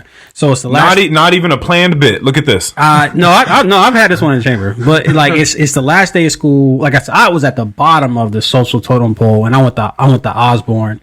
Motherfuckers like this again. Like motherfuckers used to make fun of me. I was easy to make fun of, and people think they can have that same energy now, but no, it's not. Talking that shit. It's not rocking. It's not rocking. That's why I fuck with it because I remember Stokes and Osborne, bro. Like I remember, like my neck was red from fucking getting. I remember playing football. Yeah, I remember all that shit. Yeah, man. So it's the last day of school, and for some reason, it's actually a bit of a fucking rabbit hole, but essentially like my friend like turned on me. So it was like a couple guys. I was at my aunt's house. These motherfuckers took like some garden shears and tried to pry open my parents' front door. Yes, yo. At what time of the day? Like daytime, like during the day. I have no idea, bro. So I'm at my aunt's house. They call me. They're like, yo, what happened here? I was like, I don't fucking know. I had a feeling. I was like, though, I know the motherfuckers came like talking shit, but I didn't know that they would do. But I was like, yo, why would I try to use garden shears to open the door? I have keys. Like, what the fuck? So they were like really mad, and I didn't. I thought we were just joking around. So I go to my man's crib, one of my best friends. These are all good. There's 4 people. These are all good friends. We're playing Smash Bros. They're like, yo, you play like a bitch, like just going back and forth, like going back. I'm just like, I'm just like thinking shit's all good, and I'm like, fuck it, I'm about to just go home. Then this is the last day of school, literally, and I leave, and these motherfuckers start swinging on me. They start swinging on me. I mean, I've looked. Okay, this is now the second story because the first one was the first one, and I'm trying to figure out on both of these why these niggas did these things. Like I know I come off like very combative, but I am now. But you do have to understand that I don't have the information. Like I wish I could tell you, but what I do know, it was nothing that would justify some shit like that. So you for the first one, you thought that these 2 people were your friends. Yeah. Okay, meaning you guys would hang out. Mm-hmm. You would. What else would you do together? Like, we just chill. Like I said, I was kind of like the run of the litter, but we would hang out, like go to the mall. I mean, we was like 14 years old, shit like that. Okay, all right. This is freshman year in high school, and then at some point, and how do you know it was them 2 in particular? Because they were like, "Yo, come outside." I'm like, I'm not even at the house, and then they kind of. It was just pretty obvious. Like I've been living at the house I never had somebody use garden shears to try to open my front door before. And it's something that they would try. Yeah, I mean, it was just it's not a coincidence. So so there's like 2 of my best friends and 2 like these other guys that were really good friends of mine. So they just start like punching me, and this is on Wellington Road, like there's like Osborne, you make a left, like going away from. There's like that gas station. Yeah. So I'm just like, I'm going home. Fuck this. So they just start like punching on me from like there until like the Baskin Robbins. Wait a minute. So you're getting punched on as I'm during your journey? Yeah. They're like talking shit and like beating like punching on me on the path, like either next to Taco Bell, next to the South. Yeah, next to the South. He's talking about. So they beat up on me and like verbally assault me for like a mile. After a game of Smash Brothers? The Smash Bros was not. That was just like what we were doing. I guess they had this plan. I mean, kids are fucked up. Like kids. I mean, they are. Like I'm trying to make sense of it. And it doesn't have to be. Earl, I know you're trying to rationalize. It doesn't have to be though. It could just be. There's no rationalization. They're just assholes. So I'm just walking, and I just like I get the Baskin Robbins, and they hit me again. I kind of square up. They're like, "Yo, let's go," and I just walk home. At that point, I lived in Wellington. And yeah, it was like one of the worst days of my life. I was like, that's when I understood like human cruelty, like on a personal level. Like I knew about like the Holocaust and shit, but I was like, damn, this is like when I realized that somebody could be like evil towards me. Okay. Yeah, so that was this is two very small stories, small in length, not in gravitas. Clearly. Yeah. That make me understand you so much more. I've seen the Stokes character arc like just develop. The villain arc. I be telling him, This bro, nigga been watching you. talk that shit because that shit is fire to me. See, now I get you. Yeah. Now I understand where you're coming from so much more, and clearly where you're coming from. You've been okay. I was 14 this years makes old, bro. so much more What's sense. worse now. is this last day. So I'm thinking like that day. I'm thinking like, oh man, I'm about to have a great summer. Then I just get my ass whooped, and it was one hell of an end to like a freshman year. But yeah, I was 14 years old, and these are guys you know like at least one he's got like. Or do you? Wow. Yeah. Damn, this is so much cooler. This has been the best episode. This has been the best time. I think so. You'll just have to listen to it back. I think this has been the best time with you here yet. Okay. Which is great because it's the third. So that's great that we can continue to do better. This is, I've been saying this since I've started doing this, is I think it's cool for people to come on that maybe like have something they want to sell, they want to talk about, whatever. I think that's cool. Again, it's going to end up just being a conversation. That stuff will be swept up in it naturally.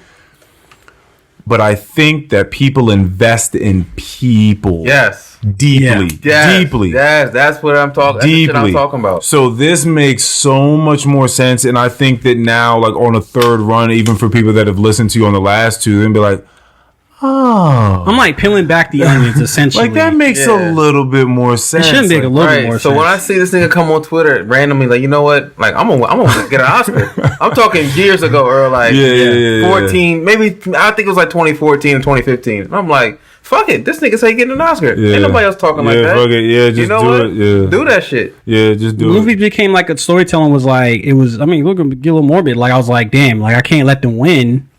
And I was like, I gotta make these stories. Like that was like kind of like my, I don't want to say escape. It was like I gotta like stick around, you know, just so I can like make these stories. And that was kind of like now. This is a question here. Is this worse than the cup? This is a big one. This is a big question because I know a lot of artists because it's all the same to get into a place where they become masochists. And they bring harm on themselves because they know that that's where a lot of great inspiration lies for them. Yeah. Are you afraid that if you were to heal in certain ways, that your inspiration or your source for these things would be gone?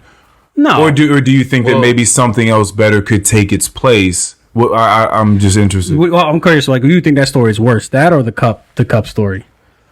Oh no! This is This is much better of a story in general. Really, the cup story. Yeah, because this is much more. Yeah.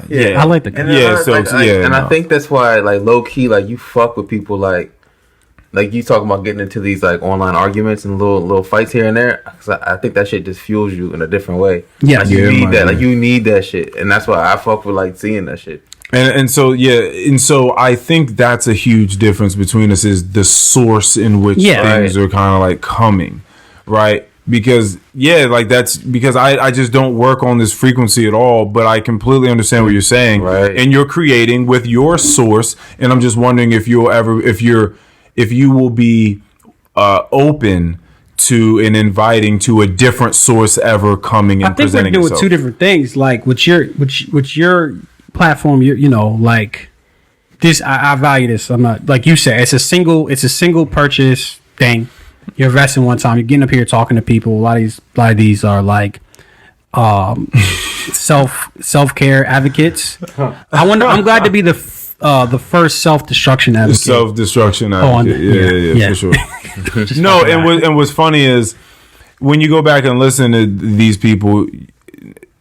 They also self-destruct in a lot of ways too. Absolutely. Like again, you can't hide. I say that on here all the time. You can't hide. So there'll be parts of people that come out that they're not aware of are coming out. Yeah. And so all these different sides, the people come out. Like the places where where they're falling short, or they say that they want to be this person to do this thing, but they don't really sound like it. You know what I mean? And like you can read in between the lines and realize, like I understand that's your aspiration, but you're not quite there yet, right? So there are all these things that come up. I think your thing is more. It's a more healthy. Like you're sitting there. What are you doing? You're sitting in a controlled environment and you're talking to people. You know, talking about like stuff. You know, X, Y, Z.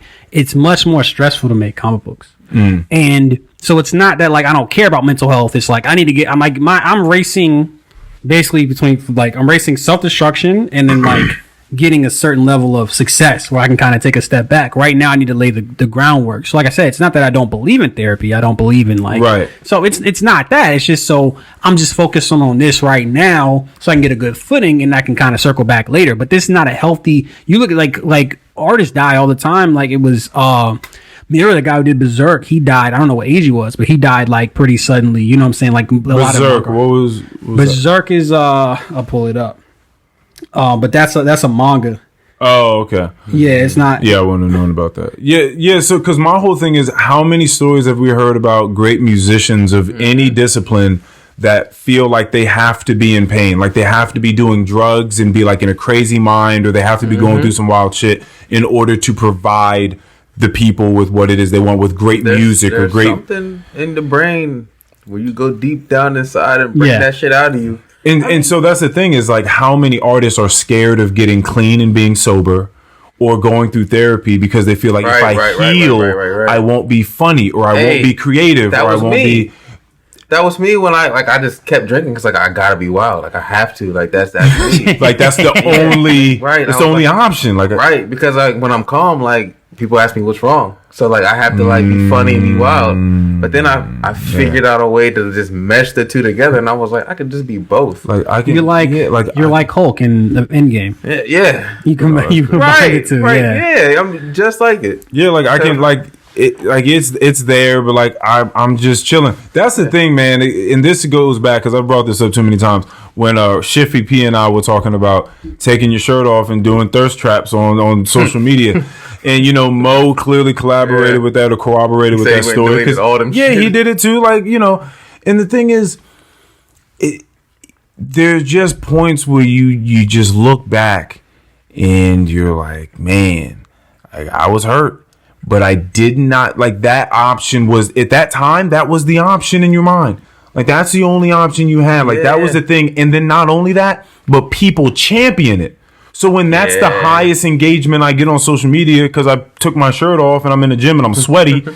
And that engagement goes up. It's like, oh, okay, so this is right this is what I'm doing. I'm supposed to do this. Yeah. So it's like it's the same thing. So if people are looking at you and you're just chilling, they're like, yo, what's wrong with you, nigga? Turn up. Yeah, right. Then you just like, damn, I guess I gotta turn up. Like, I guess that's what the people expect me. I guess I gotta fucking turn up. Let me say this. Like that's some fucked up shit. I've probably never been in happier. You know, like I've probably never been in a better mental state. It's not a great state, but you know, like I said, I've been. But it's the best. It's the best. Like, even like the stresses of making comic books, it was so much better than like when I would be like, yo, who wants to read this script? Like, it was torturous. There's nothing to describe the pain other than like losing a relative. To be like, you put your heart and soul into something, and people don't even have enough interest to even look at it, and it takes like 20. You're not even like you can't invest 20 to 30 minutes into something, and like I said, it's not easy making comments. It's definitely fucking stressful. It's hella stressful, but it's still better than that. So yeah, like I see what you're saying, but I would. I think that when it comes to, again, this creating side, because I keep talking simply from this creating side, because that's really all I know is. Yeah, I understand putting something out and then feeling like people aren't fucking with it and like that fucking with you, because that has fucked with me in the past. Yeah. But I think that you can get to a place of understanding where you don't even know all the reasons why it may not be people fucking with it or not fucking with it. One, everyone in the world like doesn't even know. Like they don't even have an opportunity to read it because they don't even know it's a thing yet. Yeah. Right? So there are all of those billions of people in the world that don't even know it's a thing. So it's not like every person on the planet has looked at it and then be like, oh, that sucks. That would be one thing. But they don't even know yet. So that's one thing you have to keep in mind. Another thing is it could just not be for them at that moment. Like at that moment, they're just on some fuck shit, and it's like it's just not for them, or their mind hasn't been open to that thing yet. They haven't found a gateway into that thing yet. And then you step away for a little bit, and you continue to live life, and then you come back to some shit and be like, damn, like I did not like this before, but this is really good now. Yeah, that could be a food, a drink, clothes, music. It could be anything, and you come back and you're like, "Damn, I have a little bit of insight now or perspective." Spin the block on it. Spin the block. Yeah, you're like, come back around. Don't stop spinning the ops till you whack them. Yeah. Talking about ops. Hey. You know what I'm saying? So yeah, I got him. Fuck them.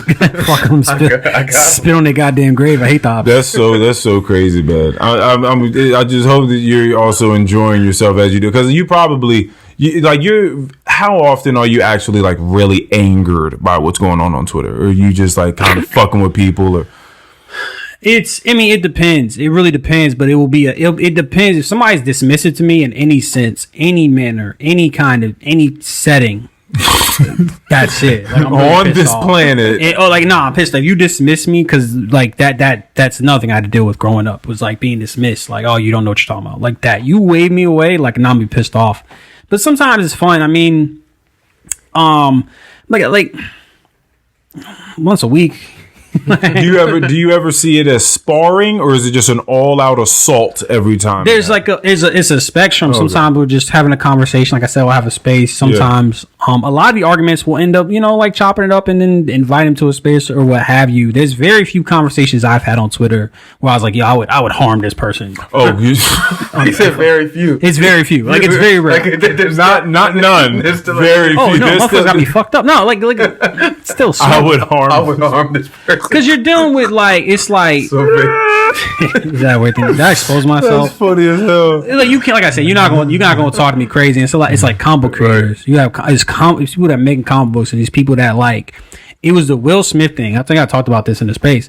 It was Will Smith, and it was a bunch of like nerdy motherfuckers that don't make eye contact with the people in the drive-thru when they're picking up their fast food. Talking about, I would have smacked Chris Rock too if you mess with my spouse. Like, no, you wouldn't, bro. That's funny. I ain't gonna call you a bitch, but like that's funny. They don't make eye contact in the drive-thru, but yet they won't. That's really funny. Yeah, I was gonna do this. Funny. I was gonna walk in, but I did. Like, I've done that before. I was really excited for this restaurant, but it's walk in. Let me hit the cookout. Like, we should take a second to talk about intrusive thoughts. Yeah. Okay. All right. Are you, this being now your first, second, or your first other issue, right? Yeah, comic book series. One, how do you feel about it? I fucking love it. Okay. Do you feel like because I know you did this with Decay, do you have these written as well? Absolutely. All of them. How many are they going to be? Are you 6 issues. 6 issues. Okay. So my process is to write out because I think foreshadowing and all that stuff is so important, and I try to get as much out of the way as possible. Okay. So sense. I don't want to what would suck is damn, there's this moment, and there's a moment in issue 1 that's a result of writing issue 4. I would hate to be like, damn, I could have added this moment in. It's you wouldn't even know. Yeah. That makes all okay. Yeah. I think that's why the Saw series did so well. Because when I watched those, I was like, yo, they definitely wrote this all out. I don't know if anything wrote those. So you talk about just sitting in front of a computer, just typing shit. Well, yeah, that's what I mean. Yeah, but through the Saw series, that's what I mean. Like, I know that they didn't write Saw and then it did well, and they did Saw 2 and wrote Saw 2. One, each of these movies came out year after year, and there may have been a couple where there was like a year gap, but for the most part, it was year after year. And for the story to be as connected as it was, I'm not saying that it's good after Saw 5, but if as connected as the story was, they had to write at least a bulk of these, maybe not all of them, but at least like the first 4 or so together. I disagree, because the way that I think I've done this. You have story elements. Like, I think Marvel does the same thing. It's like, what loose threads do we have? Let's tie them up, and that's how you make the next one. But there are too many flashbacks. See, you can draw up a flashback, but there were way too many connections with like old characters, because it's all one long story. The Saw series is just one long story. You can just hire somebody to come back. None of those actors were A-listers. They didn't have Tom Cruise in that bitch. Like, who's the biggest actor from the Saw series? Donnie Wahlberg.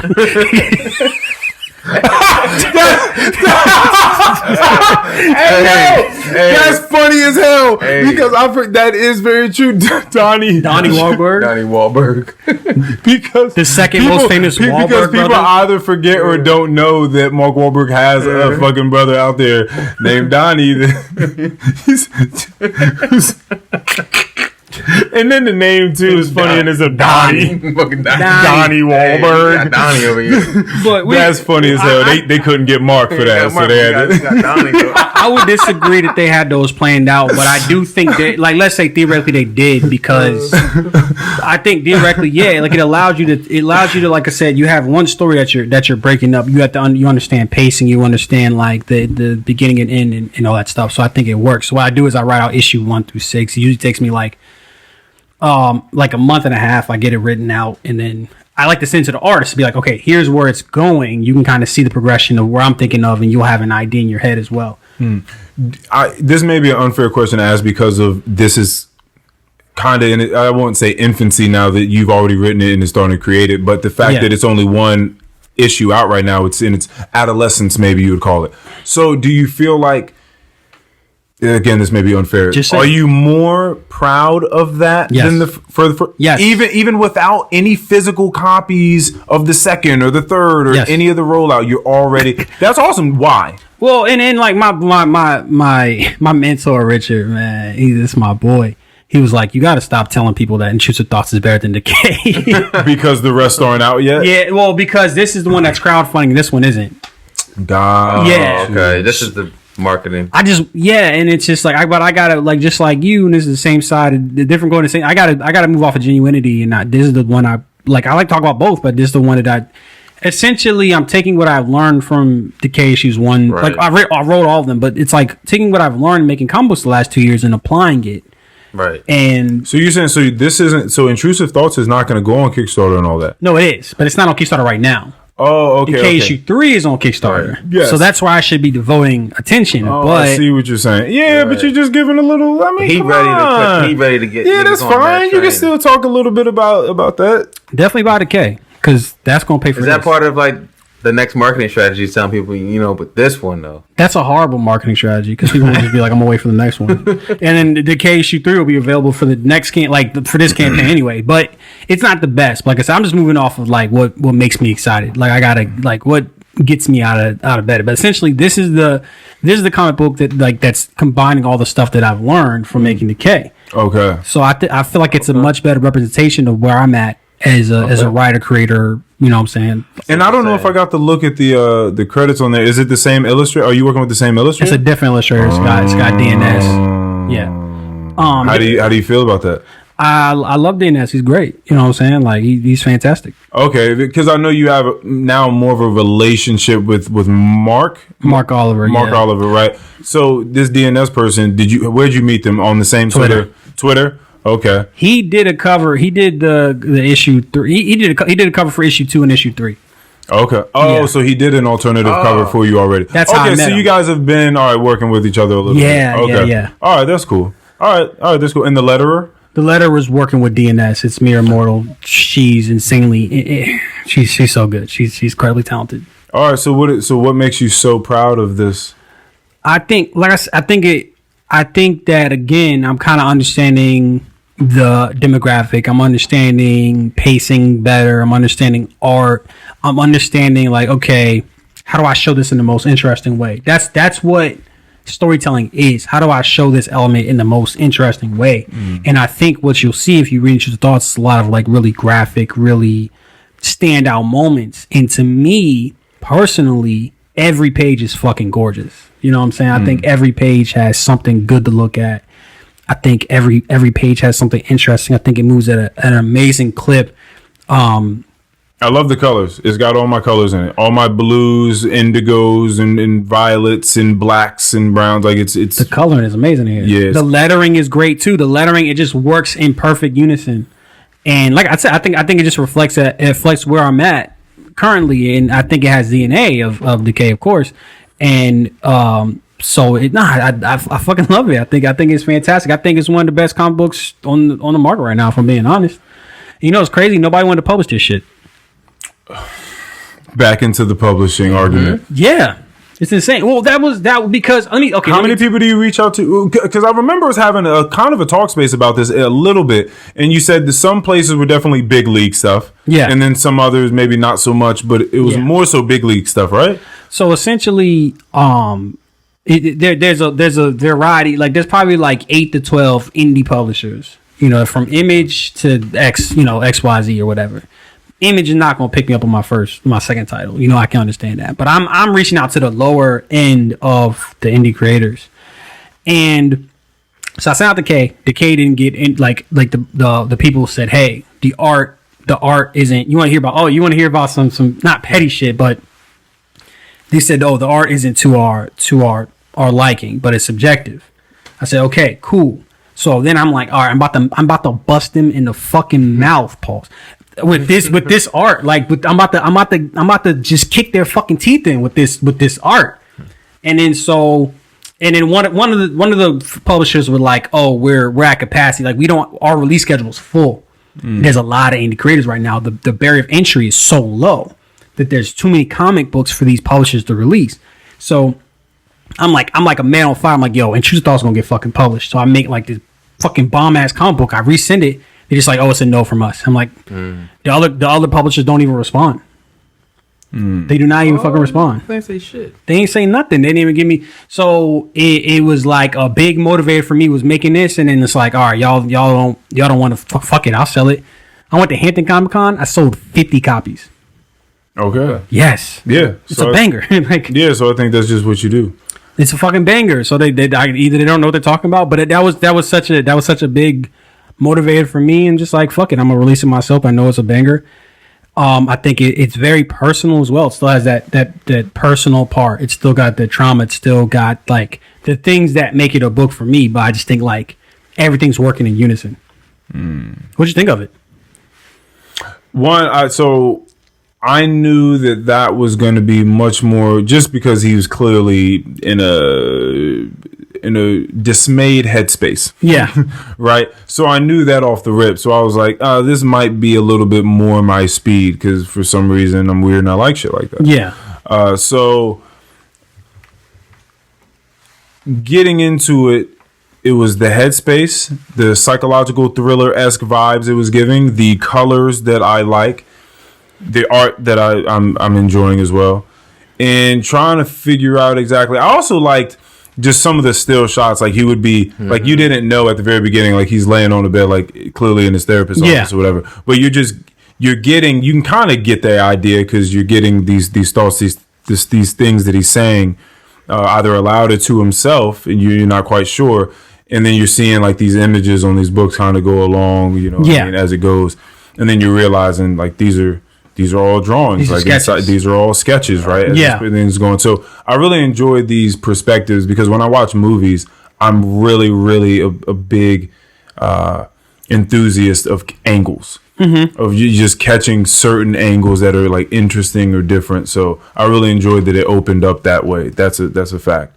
I don't know where it's going. Like, I don't know where Decay is going, which is good. Right. Absolutely. Right. And so I'm just waiting to see exactly what the fuck it is we're seeing, because a lot was introduced in a little bit of time on this one. Yeah. Fast like I feel like that one was fast paced, maybe because it's the first one. Yeah. And this one, Decay issue 3, kind of like slowed it down. Like, it wasn't all about the action. It was like, okay, now we got to give you another perspective before we continue. Right. So it was interesting reading both of these the same day, and like reading that contrast between the two. Yeah, so the exposition thing is, like basically character. You got, well, I'll explain for the audience. So exposition is giving the backstory for the characters or what have you. And I hate when there's just like a narration and it just show what happened, like it's like a flashback, because I feel like it's really lazy. So I thought like, we can have him be like the quiet artist type. He can sketch it. So it's not technically narration because he's talking to a therapist, but it's giving you that requisite information. And one of my favorite things in the book is there's this moment where he draws his foster family. He's an orphan, and his foster family like uses him basically as a check while they go and like He says a check and a maid. Yeah. So you can see, I'm pulling up the picture and that's also like so rough to say, but realistic. Yeah. Like it doesn't take much imagination at all to think that somebody would do that. On this page, like they don't have a face, and then on this page they do. You can see their face because he's seen them so little that he doesn't even know what their face is enough from memory to draw it. Right. So that was a moment. That was like a little stuff like that. I really enjoy, like really subtle moments. The nerd stuff. That's what I'm talking about. That's what you want to hear. Yes, Yeah, exactly. Yes. Because like for me, exposition, you need to hide that shit. You need to make it interesting. Like, don't just tell me like what's happening and show me. Yeah, so it was like this good in between. Yeah. It's like it showed me a little bit, let my mind think a little bit, like let me try to figure it out a little bit. Yeah. Yeah. Yeah, try to force my hand in a one way, maybe fuck me up later and prove me wrong a different way later. Yeah, it's a dance, man. What'd you think, Mikey? It's a dance. You already know I liked it. I liked it because it was quick to the point, and still unpredictable. Hell yeah. And that's my shit right there. Yeah, I love reading. Like, I love consuming a story where I don't know what the fuck is going to go. I think it's also difficult for me to even. I think it's almost a little negligent for me to talk about how much I like it. Maybe just on a story level, because I'm gonna look at this story completely different once all 6 of the issues are up. Right. Mm-hmm. You know what I'm saying? And be like, okay, so now I have the culmination. I have the full scope of everything that happened. It makes you look at like there are so many movies where, like the last 10 minutes or whatever, completely flips your entire perception. That's what happened with that one. Like it's like, oh, this nigga's not playing. Right. It's like, oh, yeah. It's like, oh, damn. Okay, this turned somewhere else. Yeah, that took a left turn. I didn't see all that shit happen. I love that hard left turn. Like Parasite was like that. That's one of my favorite. I think that's the best movie of all time. Yeah, that Korean drama. I watched that. When it's just like it hits you in the fucking mouth and you re-reach and you're like, no, this was here the entire time. Well, that's what was weird about it, because the description said like Korean drama suspense comedy, and I was like, what the fuck is that mean? Yeah. And then you watch it. It means it's a fucking banger. And that's you're what like, oh yeah, this is fire. Yeah, I did like Parasite a lot. And I talked about before, like how I like to do, like I like to play with tones. Like I like it because I like Tarantino movies. I don't like Tarantino, but playing with tone, like having your audience experience. It's like food, because I love food as a metaphor, cooking for a metaphor. It's like I didn't understand why you would have this on a plate. And then once you understand, like, oh, that's there for texture. You know what I'm saying? Mm-hmm. Like, if you have beef tartare, they'll put something crunchy on there to like add that texture, and that's what it is for story too. You don't want it to feel like one thing. You want to feel multiple things. When you take a bite of something, you want those. You want like the salty, sweet, tangy, umami, all that stuff. So that's what it's about too. Is giving different textures and having experience for the audience that is like unique. It's a rich flavor profile, they would call it. Right. Yeah, absolutely. Yeah. And that did the same thing that the first issue of the K did. Like it was a really good job of like making me like, yo, where's 2 at, bro? Like it's a quick turnaround. It's like, I need to find out where's this going. Like what's going to happen next? Readability is so important to me because like it's like, man, I hate like there's so many comic books that start so slow, and it's like the exposition, and it's like you're not showing me anything that's like innovative. You're not really saying much, and it's just a slog to get through. Mm-hmm. Like it's just like, damn, like can we pick this up? And you got the narration. Wow. It's like. Readability is so important because they're trying to get people. I think there's no way bigger. There's like a free product that's good is like an invaluable asset. Like, did you? No, I think the answer is yes. Because I got to it after our talk space. Because I think you tried to bring it up and I hadn't watched it. The movie Nope. Yeah. Oh, yeah. There we go. So I had someone hit me up the other day. He's back. And they were really excited about it. They were just like, I saw this movie. I know you were on the podcast talking about black people not necessarily responding correctly in horror movies. And now, like, this is one of those that's clearly an ode to black people in a sense. Yeah. Like, how did you feel about it? Now, what is your answer before I answer this? About Nope? Yes. I loved it. It'll be top 3 movies of this year.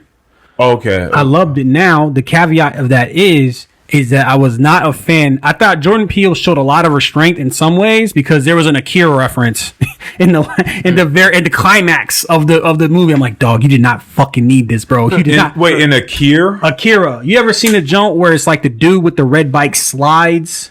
It's like an anime. Oh yeah. You know what I'm talking about? He puts that because he was supposed to direct the Akira movie.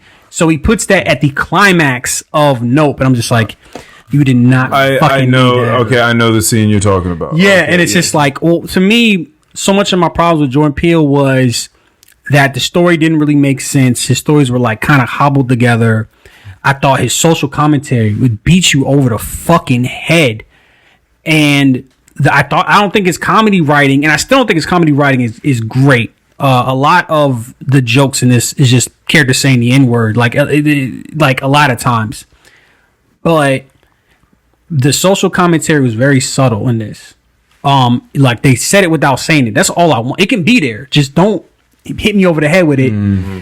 And then the comedy writing, I still didn't think was great. I still don't think it was like, but it was okay. But when you get to that last act, I haven't seen a movie with this much imagination. Like if it's just pure, it's like Tenet to me. It's like people say, oh, the plot of Tenet doesn't make sense. It's like, you're fucking right, but this movie is so iconic. Like there's so many great. That's a David Washington one? No, oh yeah, you're right. John David Washington. Denzel's boy. Yeah. But the cinematography and the atmosphere and the creativity on display here is like unparalleled. Like it's like Inception, Tenet, Nope.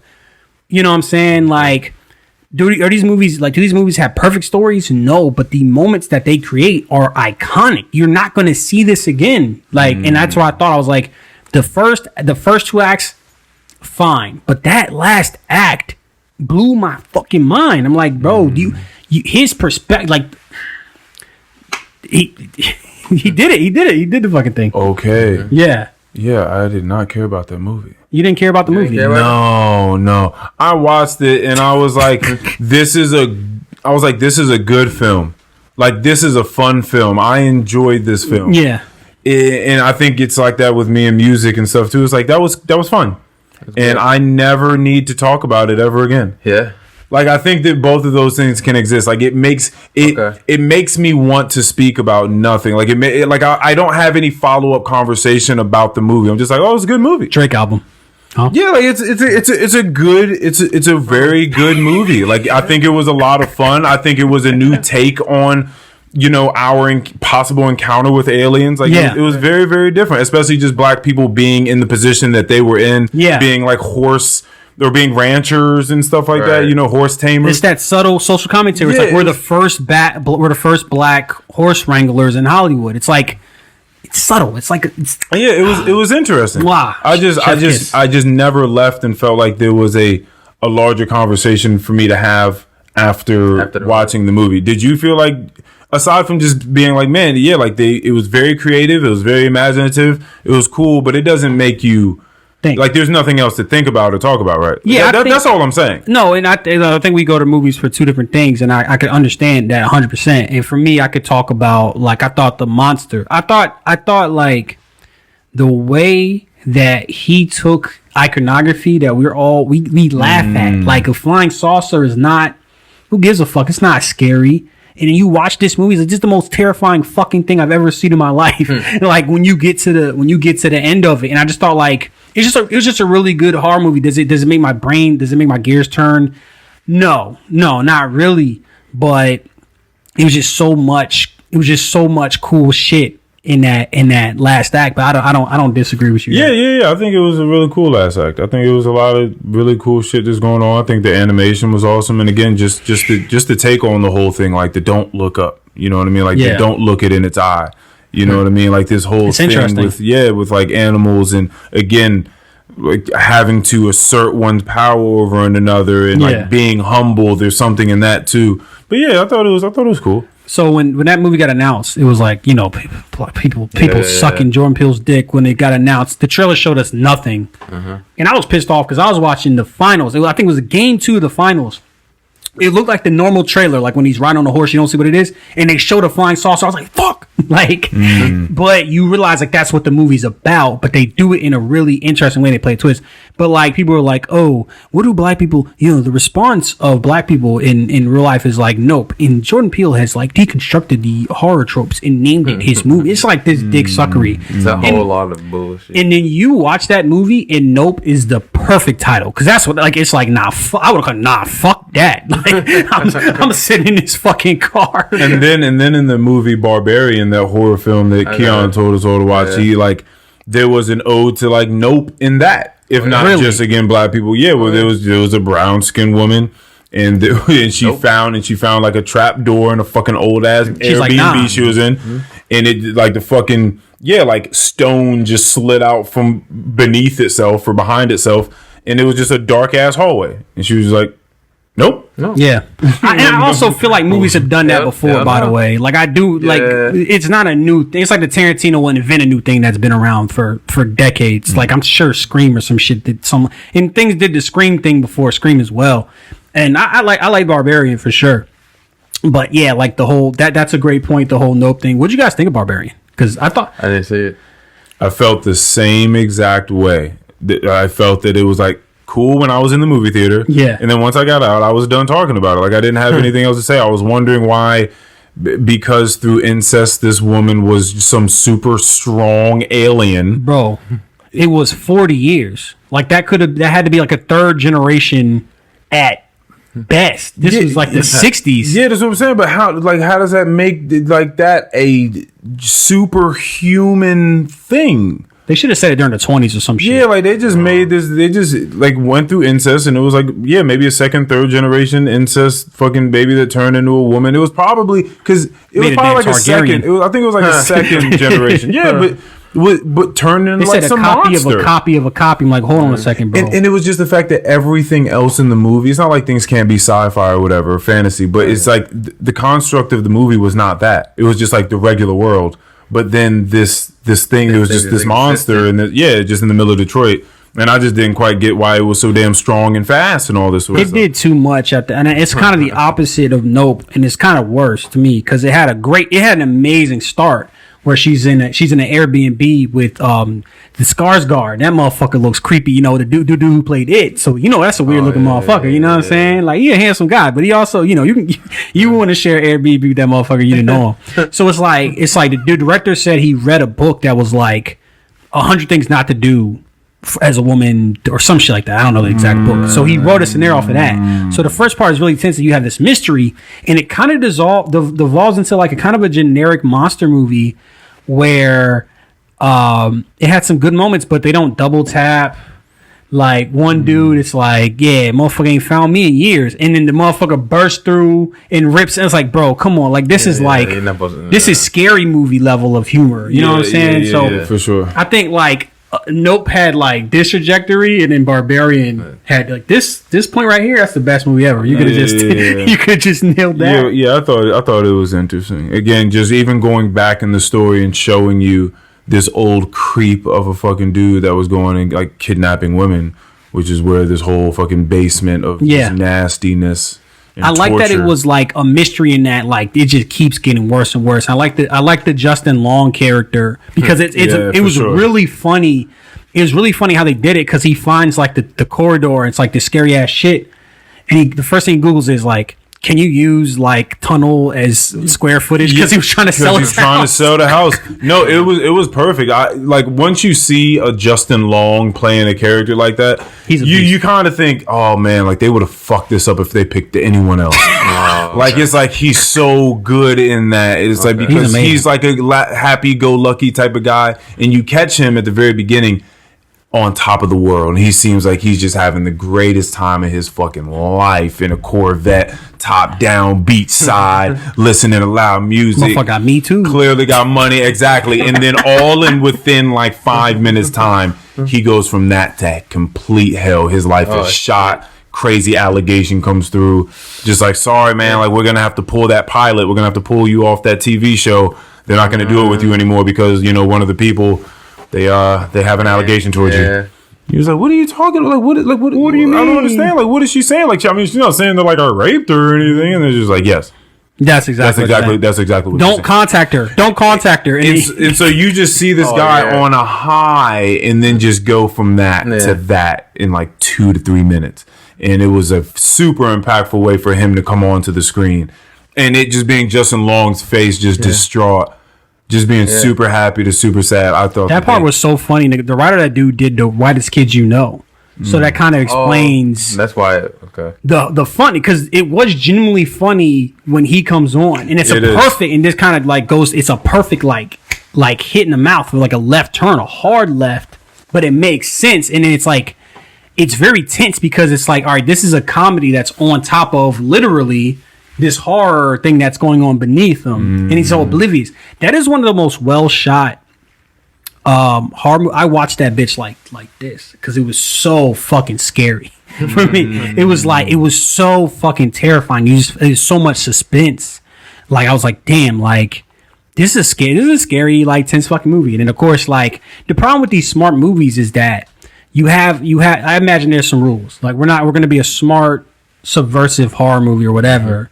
And then eventually it just becomes like a monster movie, kind of loses like it turns to a satire, it turns to like a cartoon where the fucking cops are sitting outside and they're like, man, this is Detroit. We don't have the budget for this. The cops were not trying to help her figure out a fucking thing after she got out of that house after being in there for like weeks. I believe that like the time kind of shows you once Justin Long gets there, he's on the phone with his agent, and like you kind of figure out she had been down there for weeks, pretty much throughout that conversation that he has. And for her to get out and like run up on some police at a gas station and be like, yo, this is what's going on at this house. There's a dude down there. He's going to die. There's a fucking monster. We got to go. And they're just so, because Keon asked me about that part. He was like, how'd you feel about the police? And I'm like, bro, I can see it. They're so fucking jaded. They're in Detroit. Yeah. They're like, yo, but if you don't get off of my car right now, back up. Like, I don't care what you're talking about. Like, they're so jaded. They're fucking 2 cops of probably 10 in Detroit. And they're just like, bro, I don't care. I don't care. Cartoonish. I don't care. It would have been more, I feel like, smarter if it was just like a completely incompetent person. It was just one guy. They send like the fat guy over there, like, oh, this crazy lady talking about, and then he goes and gets killed. That's a lot more believable than like these cops who are like evil. Like how do we know when it's like something that they're trying to touch on that is realistic and when it's social commentary, or is it just has to be both? Social commentary. Now we're going back to the Jordan Peele thing.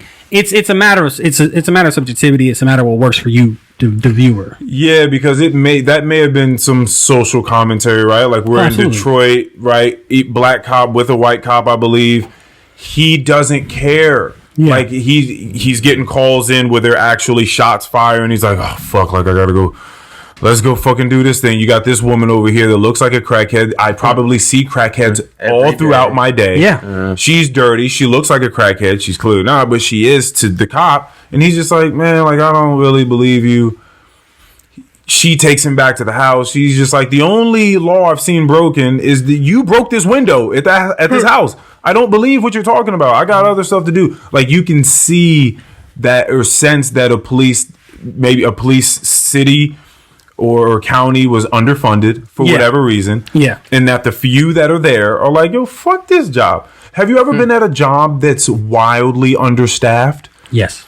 It's not fun when you feel like you're picking up the slack for a bunch of people that ought to be there doing something, or maybe that are there that aren't doing some shit. Now, just imagine you're a police officer that goes out into the wild and has to deal with a bunch of different people in precarious situations all the time. The stress level and the level of jadedness must be tenfold, or at least has the capability of being tenfold. I'm thinking of something where the police were written out a lot better. And they did a smart thing by setting it in Detroit. It is somewhat believable, but to me, it's just like the way that it's like, bro, there's something obvious going on here. Like, just call for backup. And it's kind of like at that point, the logic of the movie kind of just falls off a cliff, where it's like, yeah, like we said, you've got this giant. You ever played Left 4 Dead 2 with the acid spitter? Go look that up. No, it's like this giant, like 9-foot woman. This had to be the 1950s at the earliest. She's turned into a incest beast, and it like I said, it could be 3 or 4 generations at most. And it's kind of like a lot of stuff is kind of piling up to the disbelievability. And then we get to a point where, like I said, it's like she finds this guy, this homeless guy, rips him out, and then like, bro, the girl gets shot.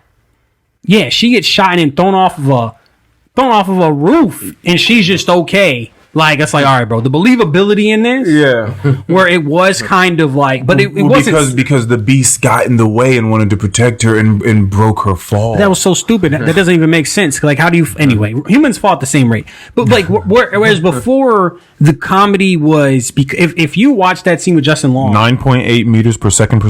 Yep. If you watch that comedy with Justin Long, it's not funny because Justin Long is also funny. It's funny because we've seen the first act where this is an incredibly scary, uncomfortable situation. So seeing him retrace those footsteps are both scary and funny. Now it wasn't silly, it wasn't goofy. It was just like he just doesn't know. Like, and he's so focused. He's got all this show in his mind. Yes. Now, when you're making a cartoon, that you lose some believability for me anyway. Yeah. I wish Keon was here to like get his. Oh yeah, for sure. Yeah, he'd fucking love this. He's probably upset that he's not here doing this. Shout out to Keon. I know we have a hard stop at some point in time. Is there anything that we need to? Sandman. You want to talk about Sandman? A little bit. What is it that you want to talk about it? Because you said at first that you wasn't fucking with it. Listen, Carl said the same thing. He said he tried to, I think, watch like the first episode and it wasn't for him. He was like, "Fuck it." It was just they made him weak. Man, he was I guess they had to make him weak because he was trapped there. So you were upset that the main character seemed weak in the opening act, like.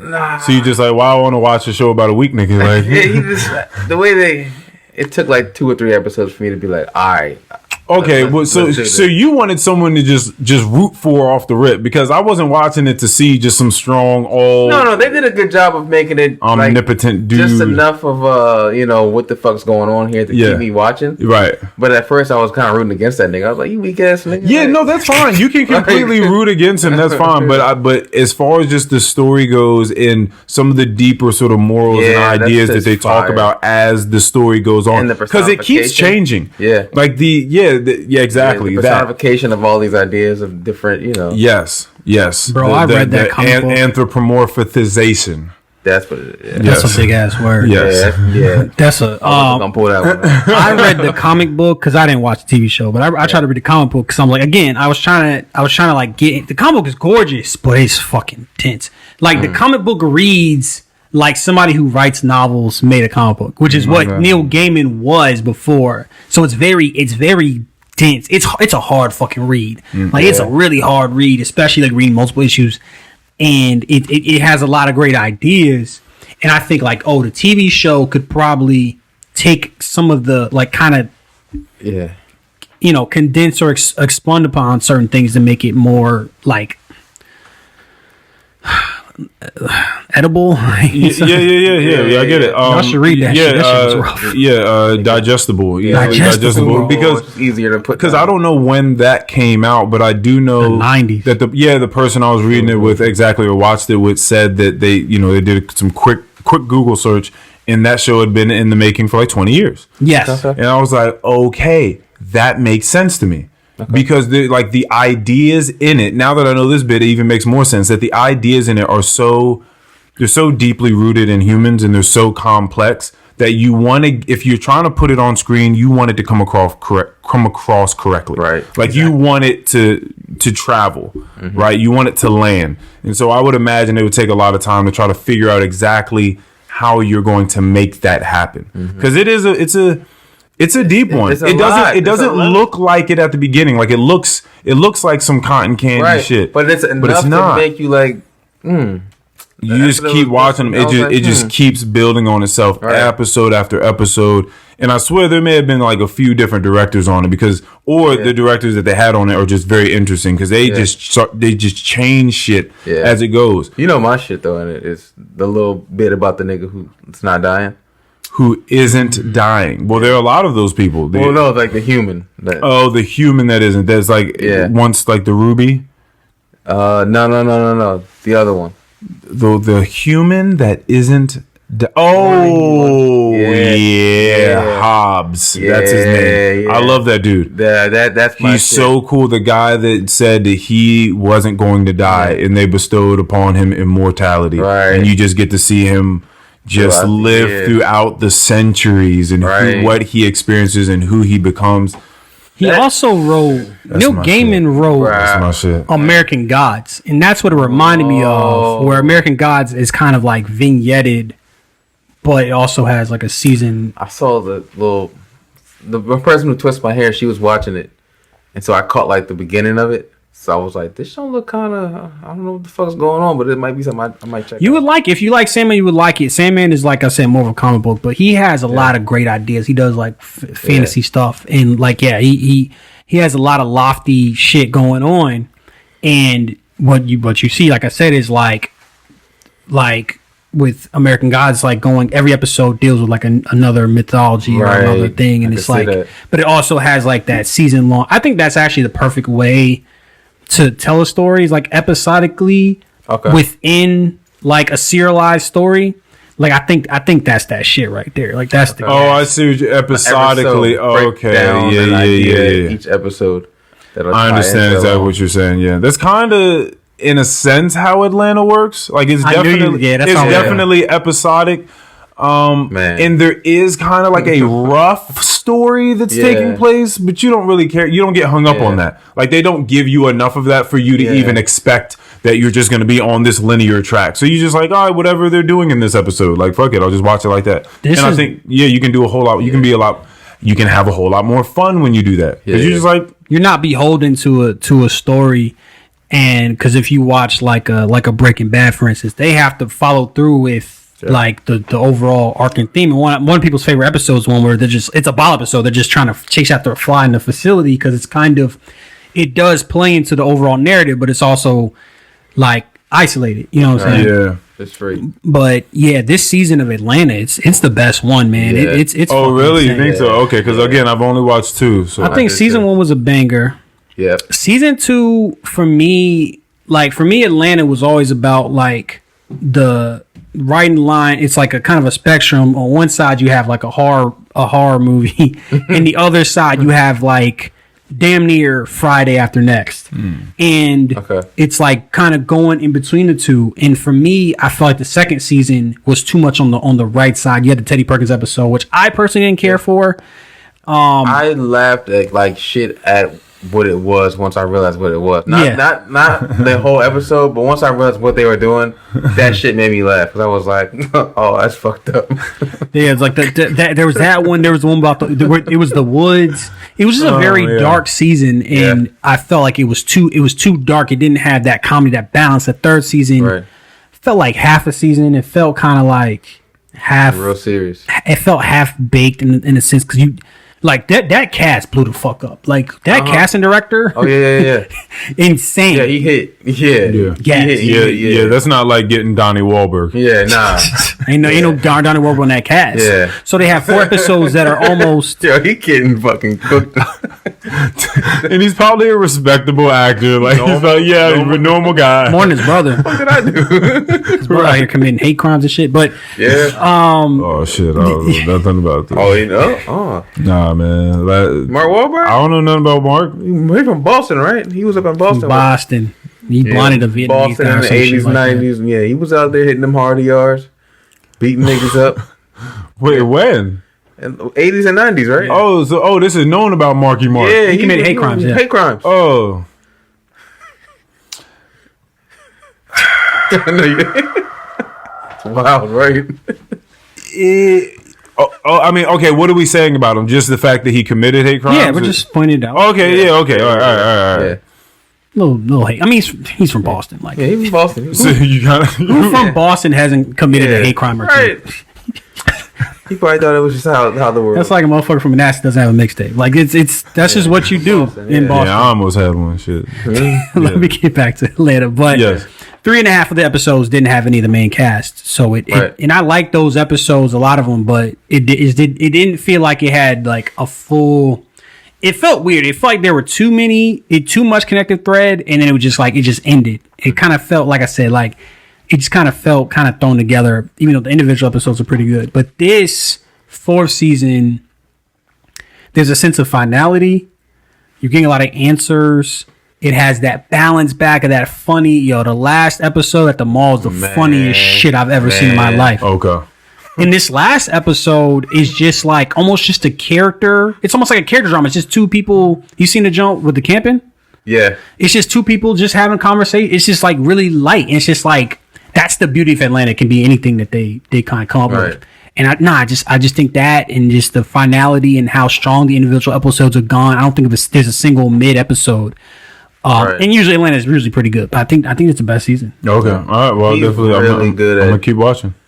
bringing in the internet funny shit. Yes, Like yes. that shit's so good. Like I wonder if he's in tune with it, or if he just has someone to just like think it's this. him. Like this is my Twitter guy. I think it's him. You think he's into it? I think it's like they just got a bunch of black dudes that are really talented, and they get really good directors. I think it's Hiro Murai. I'm not sure his last name or not, but that dude's he works for Barry. Like that's a great. Again, if they found him or they work with him, and he's an amazing director. Man. And no, like it's. I think what Atlanta has become is like a live action Boondocks. Yes, that's a great way to put it. Yeah, because they're like they're not. It's not that they're doing new stuff. Like they're not doing like there's a Soldier Boy episode. Yeah. They had there's a lot of episodes that aren't current. They're not doing current stuff necessarily. They did one thing with the riots with the lady in the I was chair. gonna say, as soon as I saw him at Target, I was like, I know what they're getting ready to do here. There's an MF Doom episode. Yeah. It's like it's not necessarily stuff that's current. They also but they wrote this shit. They filmed this shit last year, so that might be correct at the time. But it's they kind of reintroduced, because I was like, a Soldier Boy episode, I don't know about that one, and then they fucking nail it. It's fire. Right. Like it's hilarious. It's You better get your shit. the way that they kind of just re-energize, and that's what the Boondocks did. It used to be so annoying when people were talking about bringing back the Boondocks, and they're like, you couldn't do these episodes today. Yes, they could. Shut the hell up. Yeah. They think, oh, I can't wait to see this in the Boondocks. The Boondocks was never about it was never a time capsule for what was happening right then. The Boondocks, they had a Bob Ross episode. Like, right. they had a fucking Bob Ross episode. They had captured whatever was fucking like funny. whatever funny to them. They had a Good Times episode with the stink meter. You know what I'm saying? So it's like they did R Kelly might have been prevalent back then. That A show little made, bit more than now. and it made a lot of. Didn't it come true almost? They were spinning right there. Craziness. Yeah. You know, I'm not gonna lie. I did give him one play the other day. I'm not gonna lie. Yeah. Because I was talking to someone and they didn't know that the Trapped in the Closet series was a thing. Oh, Like they didn't even 24 know. chapters. They didn't even know, and I was like, "Oh, you at least gotta know about That series this is thing." fucking hilarious. We got that drunk. shit is funny. We got drunk one time and like just watched the whole. This is before, like, I mean, we knew what the fuck he was on, but this wasn't like we didn't know this wasn't- motherfucker was like a Black Charles Manson. Yeah. And that shit was funny as hell. Yeah, Like, the whole thing is everybody got AIDS, right? I think there was like a Everybody has AIDS. there was like a dwarf in a closet or some shit like Yeah. that. It was hilarious. I'm like, Oh, yo, is that how? See, I watched like the first 3 of them. Yeah. I didn't watch 24 of 24, those yeah. volumes. Yeah, I wasn't doing. it turns into like Yeah. almost like American Horror Story. If you ever watched American Horror Story, where it's a lot of goofy shit, but it's taken at like face value, but it's goofy as hell. Like it's almost like ironic. Okay. That's almost what, like, there's no way he thought he was writing a serious.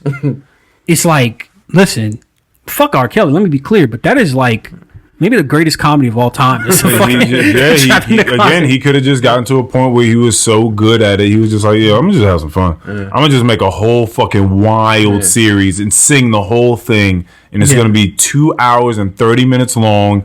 And it's gonna go down in history. I looked at him, she looked at me. It's like he do that for a whole minute. It's like, yo, this dude's a fucking comedian Every genius. fucking body had AIDS. That's all. That's all it was about. That was the original Atlanta. Where the fuck is R. Kelly from? Yo, was Trapped in the Closet. Oh, that's you're saying that's kind of the conclusion, is that That's at the what end of the happened. day, At the end of the day, they find out everybody had the package. Everybody was fucking. Everybody was fucking, and they find out one person had the oh package. man, Did y'all hear me though? Is Trapped in the Closet the original Atlanta? It gets goofy like that. I can't answer that question. Is it the original Atlanta? I'm gonna say no. I'm just saying, like in terms of tone and like what it's going for. Like watch the 6th episode. There's a moment where he's talking to like he's talking to a mob boss. He's like, fuck out of. He's eating like spaghetti. He's like, fuck out of here. He's like, I gotta watch it. They're not done putting them out, are they? Trapped in the Closet? No. That's what he's talking about. Oh, I'm talking about Atlanta. I was talking about Trapped in the Closet with the mob boss. Oh, with the spaghetti. Okay. Oh, okay. Yeah, no. But they still have a few episodes to put out. Like the whole season isn't out. Right. Okay. Yeah, this season right here, man, they're nailing it. Gas. Okay. Gas. And it is the final. It's the final season. Yeah. All right. I'm ready for it. I'm ready for that. I'm ready to continue to read all these comics that you dropped. This Decay issue 3 is coming out. It's out now. It's out right now, but you also said it's on Kickstarter. It's on Kickstarter. That's what you mean. Like it's on Kickstarter. It's on Kickstarter. Come cop. With all the links in the thing. I think there's a Brad Johnson who backed from the who was in Manassas. Yes. Is that Brad? Wilson. Oh, that's Wilson. Brad Wilson. Oh yeah. He was just on. He was just on the pod. He was just here. Yeah, this very last. Yeah, that episode will come out tomorrow. Yep. Hell yeah. Yeah. He was just on. But yeah, he's awesome. He's a solid dude. Solid nigga. He's activity. a great dude. Super solid nigga. You backed my campaign. You'll A-okay with me. Yeah. Hi JP. Craziness. All right, so that's on Kickstarter right now, and for how many more days? How long? 23 days. Okay, we still got a while. On Tuesday, so we got 17 days. Okay, When this drops. All right, cool. Maybe we'll put this one out first. It doesn't really matter what we do. And then this one in January, Intrusive Thoughts. Okay, and I'm certain you'll be putting stuff on like Instagram and Twitter about it to try to pump it up a little bit. Absolutely, I'll be posting. Right. I live on Twitter. Somebody told me.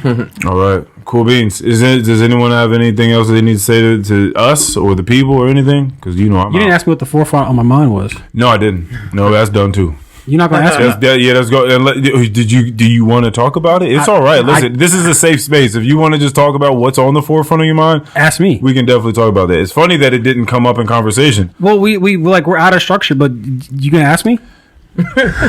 What's on the forefront of your mind? Joyce Place. She's not. She's definitely not gonna fuck with this. What do you mean? I'm joking. I was gonna tell you about a book too. What book? Invisible Life of Addie LaRue.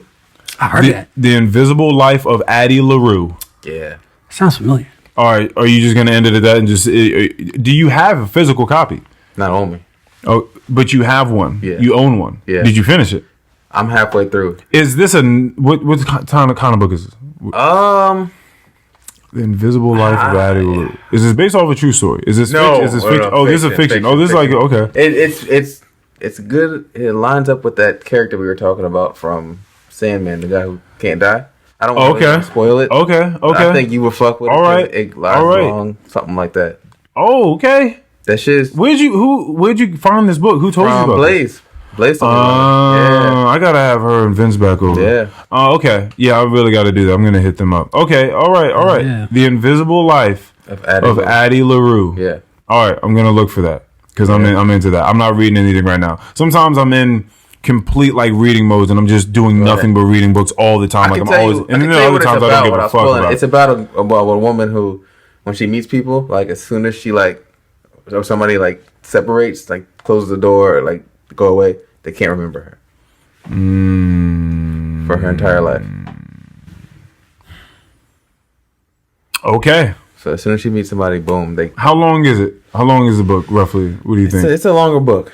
Okay. Yeah. Small print. Like it seems like it's like a long. Like okay. That sounds interesting. All right. Yeah. 200 pages. 300? More than that. 300 pages. Yeah. It's a long. Okay, I'm with that. That's nothing for you. I need that. Yeah. I need that. Okay. All right. Cool. Y'all got homework. Y'all got to watch Attack on Titan before I come back here. Okay.